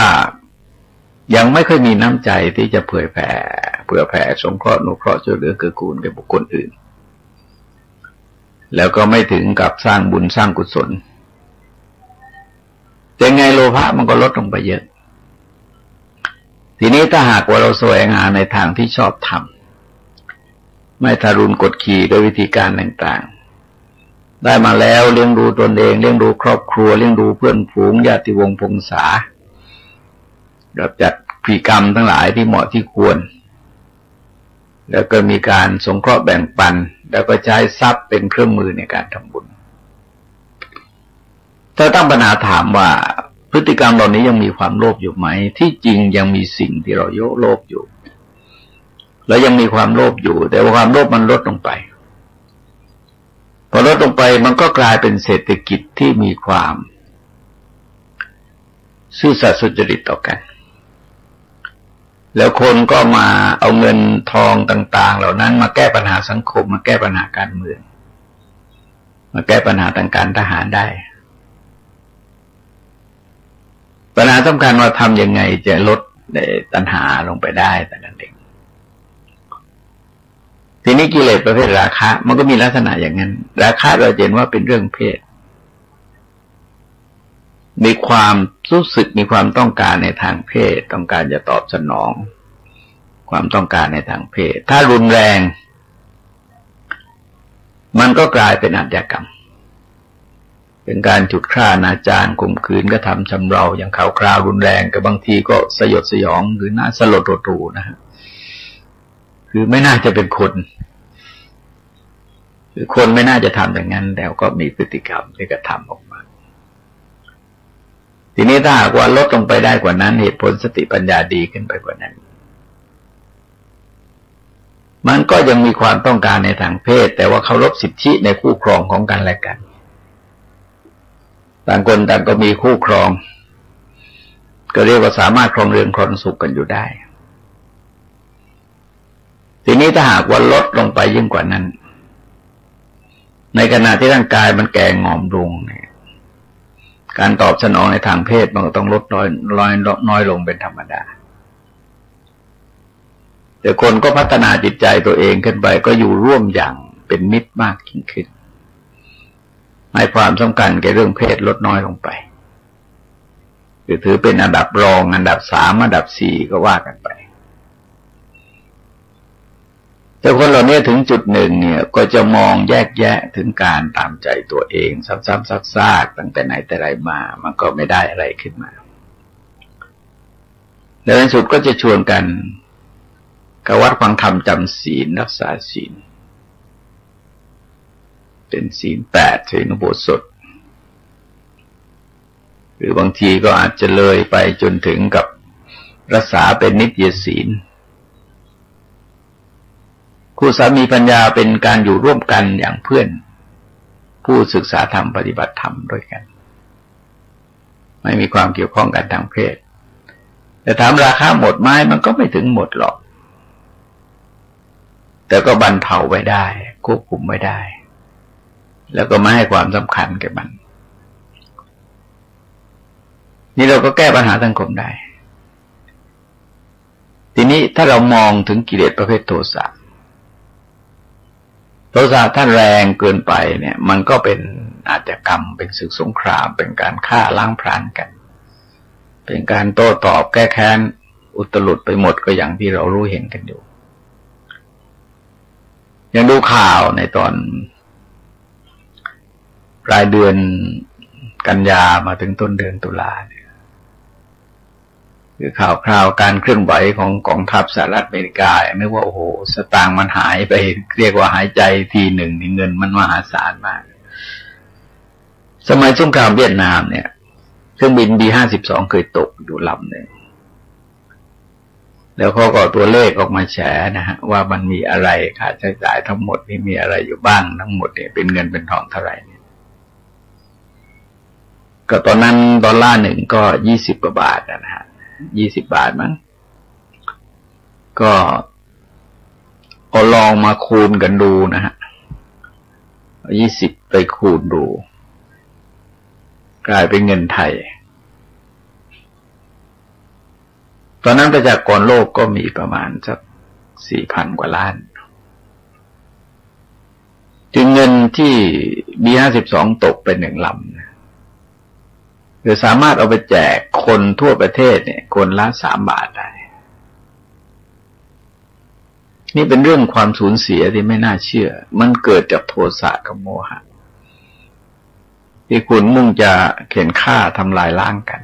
จะเอาชนะค้าขานกันมันเป็นทั้งโลภะโทสะโมหะนะมันเป็นหมดอ่ะนั่นเป็นความรุนแรงมากอย่างนึกว่ามนุษย์นี่พัฒนาขึ้นมายังไงก็ตามมันยังเลิกสงครามไม่ได้แต่ถ้าเราย้อนประวัติศาสตร์ของมนุษยชาติไปจากคัมภีร์พระพุทธศาสนานะเราก็พบว่ามีการลดโทสะระดับต่างๆลงไปจนถึงกับมีการเอาแม่ทัพทั้ง2 ฝ่ายเนี่ยมาต่อสู้กันทหารทั้ง2 ฝ่ายก็เสมอนอกนะฮะมานั่งดูกันเฉยๆเป็นสงครามตัวแทนแล้วใครชนะก็ฝ่ายนั้นก็ชนะไปอย่างนั้นยังไม่โดดเด่นนะมันมีการนำเอาคุณธรรมของกษัตริย์ทั้ง2 พระองค์ซึ่งจะขัดแย้งกันเนี่ยมาเทียบเคียงว่าใครมีคุณธรรมสูงมากกว่ากันโดยให้อมาตย์ทั้ง2 ฝ่ายเนี่ยเป็นคนนำเสนอถึงความคิดเจตคติทัศนคติพื้นฐานวุฒิภาวะของกษัตริย์แต่ละพระองค์เนี่ยเป็นยังไงแล้วใครเหนือกว่าคนนั้นก็ชนะที่มาถึงจุดหนึ่งเนี่ยอยู่ในชาดกคือรู้สึกฟังแล้วเนี่ยมนุษย์มันผ่านยุคศรีอริยะมาไม่รู้สักกี่ครั้งแล้วนะแต่ว่าเป็นการสัมผัสระยะสั้นๆแผ่วๆไม่ได้ลึกซึ้งมากพอคือมีกษัตริย์2 พระองค์นี่มาเจอกันกลางทางซึ่งคนหนึ่งจะต้องถอยให้แต่ไม่รู้เอาอะไรเป็นเกณฑ์ในการกำหนดว่าใครจะต้องถอยให้ใครเพราะว่าเป็นกษัตริย์ด้วยกันในสุดก็เอาคุณธรรมนะฮะคุณธรรมในการปฏิบัติต่อตนเองต่อบุคคลอื่นต่อคนที่เป็นข้าศึกศัตรูอะไรต่างๆเนี่ยว่าใครปฏิบัติยังไงในเมื่อเกิดสถานการณ์อย่างนั้นขึ้นแล้วในที่สุดองค์ที่มีคุณธรรมเหนือกว่าก็กลายเป็นผู้ชนะนั่ นั่นเราจะเห็นว่ามันเป็นการลดโลภะโทสะโมหะลงมากแล้วก็มีปัญญามากคือชาวโลกเราที่จริงสามารถจะแก้ปัญหาได้เพียงแต่ว่าลดกิเลสลงไปหน่อยแต่นั้นเองก็กิเลสประเภทโทสะเนี่ยที่จริงมันใกล้เคียงในการใช้ปัญญานะเพราะโทสะจริตมันใกล้เคียงกับพุทธิจริตเราลองสังเกตว่าคนที่มีโมโหฉุนเฉียวง่ายโกรธง่ายอะไรแสดงโวยวายเนี่ยส่วนมากปัญญาดีนะหรือสติปัญญาเขาดีแต่ว่าเขาคิดเร็วก็ตัดสินใจเร็วก็ทำเร็วแล้วก็ขาดการยับยั้งชั่งใจเพราะตามปกติแล้วปัญญาจึงจะต้องมีสติเข้ากำกับหรือไม่งั้นต้องมีศรัทธาเข้ากำกับแต่ปล่อยแกลำพังแล้วก็ยุ่งเหมือนกันคือเป็นคนเฟื่องไปเลยดังนั้นในแนวของโทสะนี่ถึงจุดหนึ่งก็คือหลักการในการปกครองนั่นเอง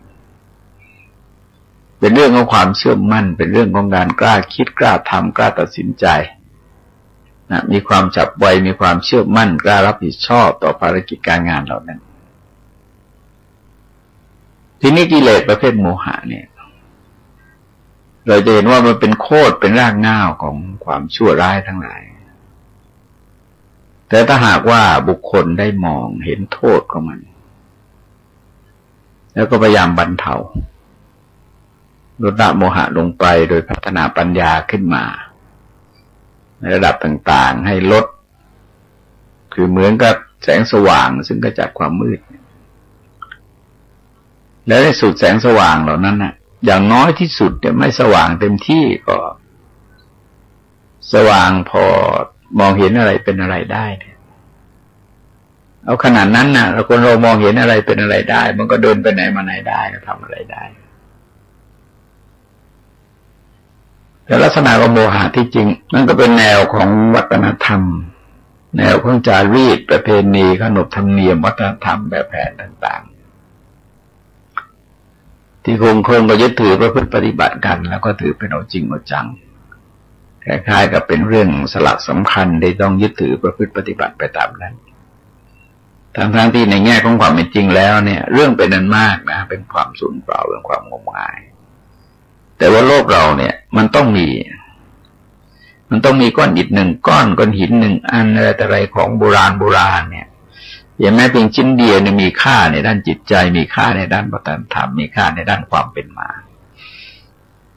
มันก็จะเกิดอนุรักษ์ในเรื่องที่ควรแก่การอนุรักษ์แต่ไม่ใช่อนุรักษ์ทั้งหมดนะฮะมันก็ต้องเลือกอนุรักษ์เอาแต่ไม่งั้นชาติบ้านเมืองมันก็พัฒนาก้าวหน้าไปไม่ได้ดังนั้นเราจึงมองสังเกตว่าโลกเนี่ย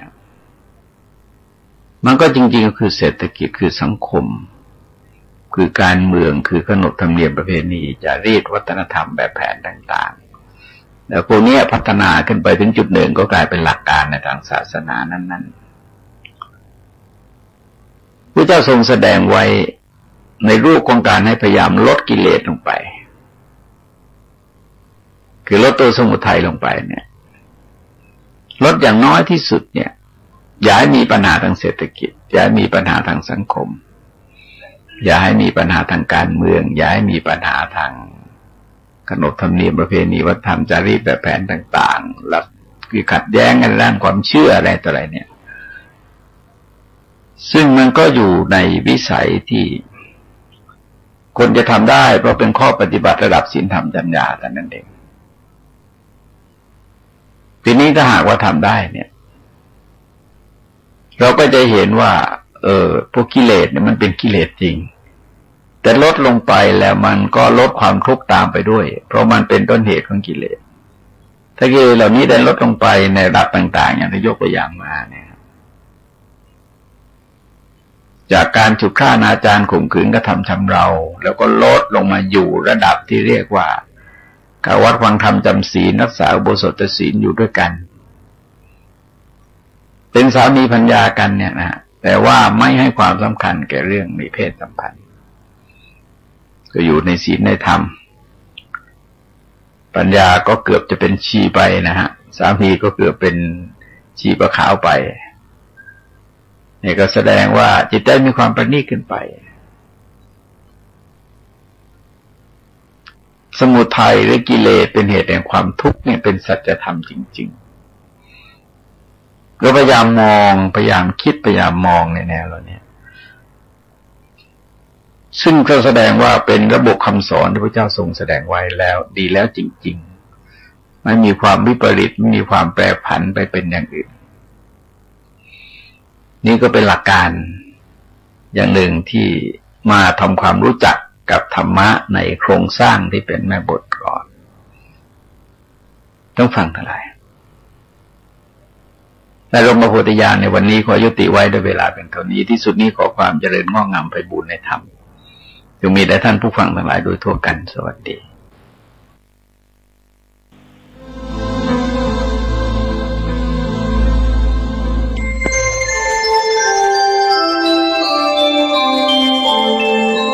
ขณะนี้ท่านกำลังฟังสถานีวิทยุกระจายเสียง FM 104.5 เมกะเฮิรตซ์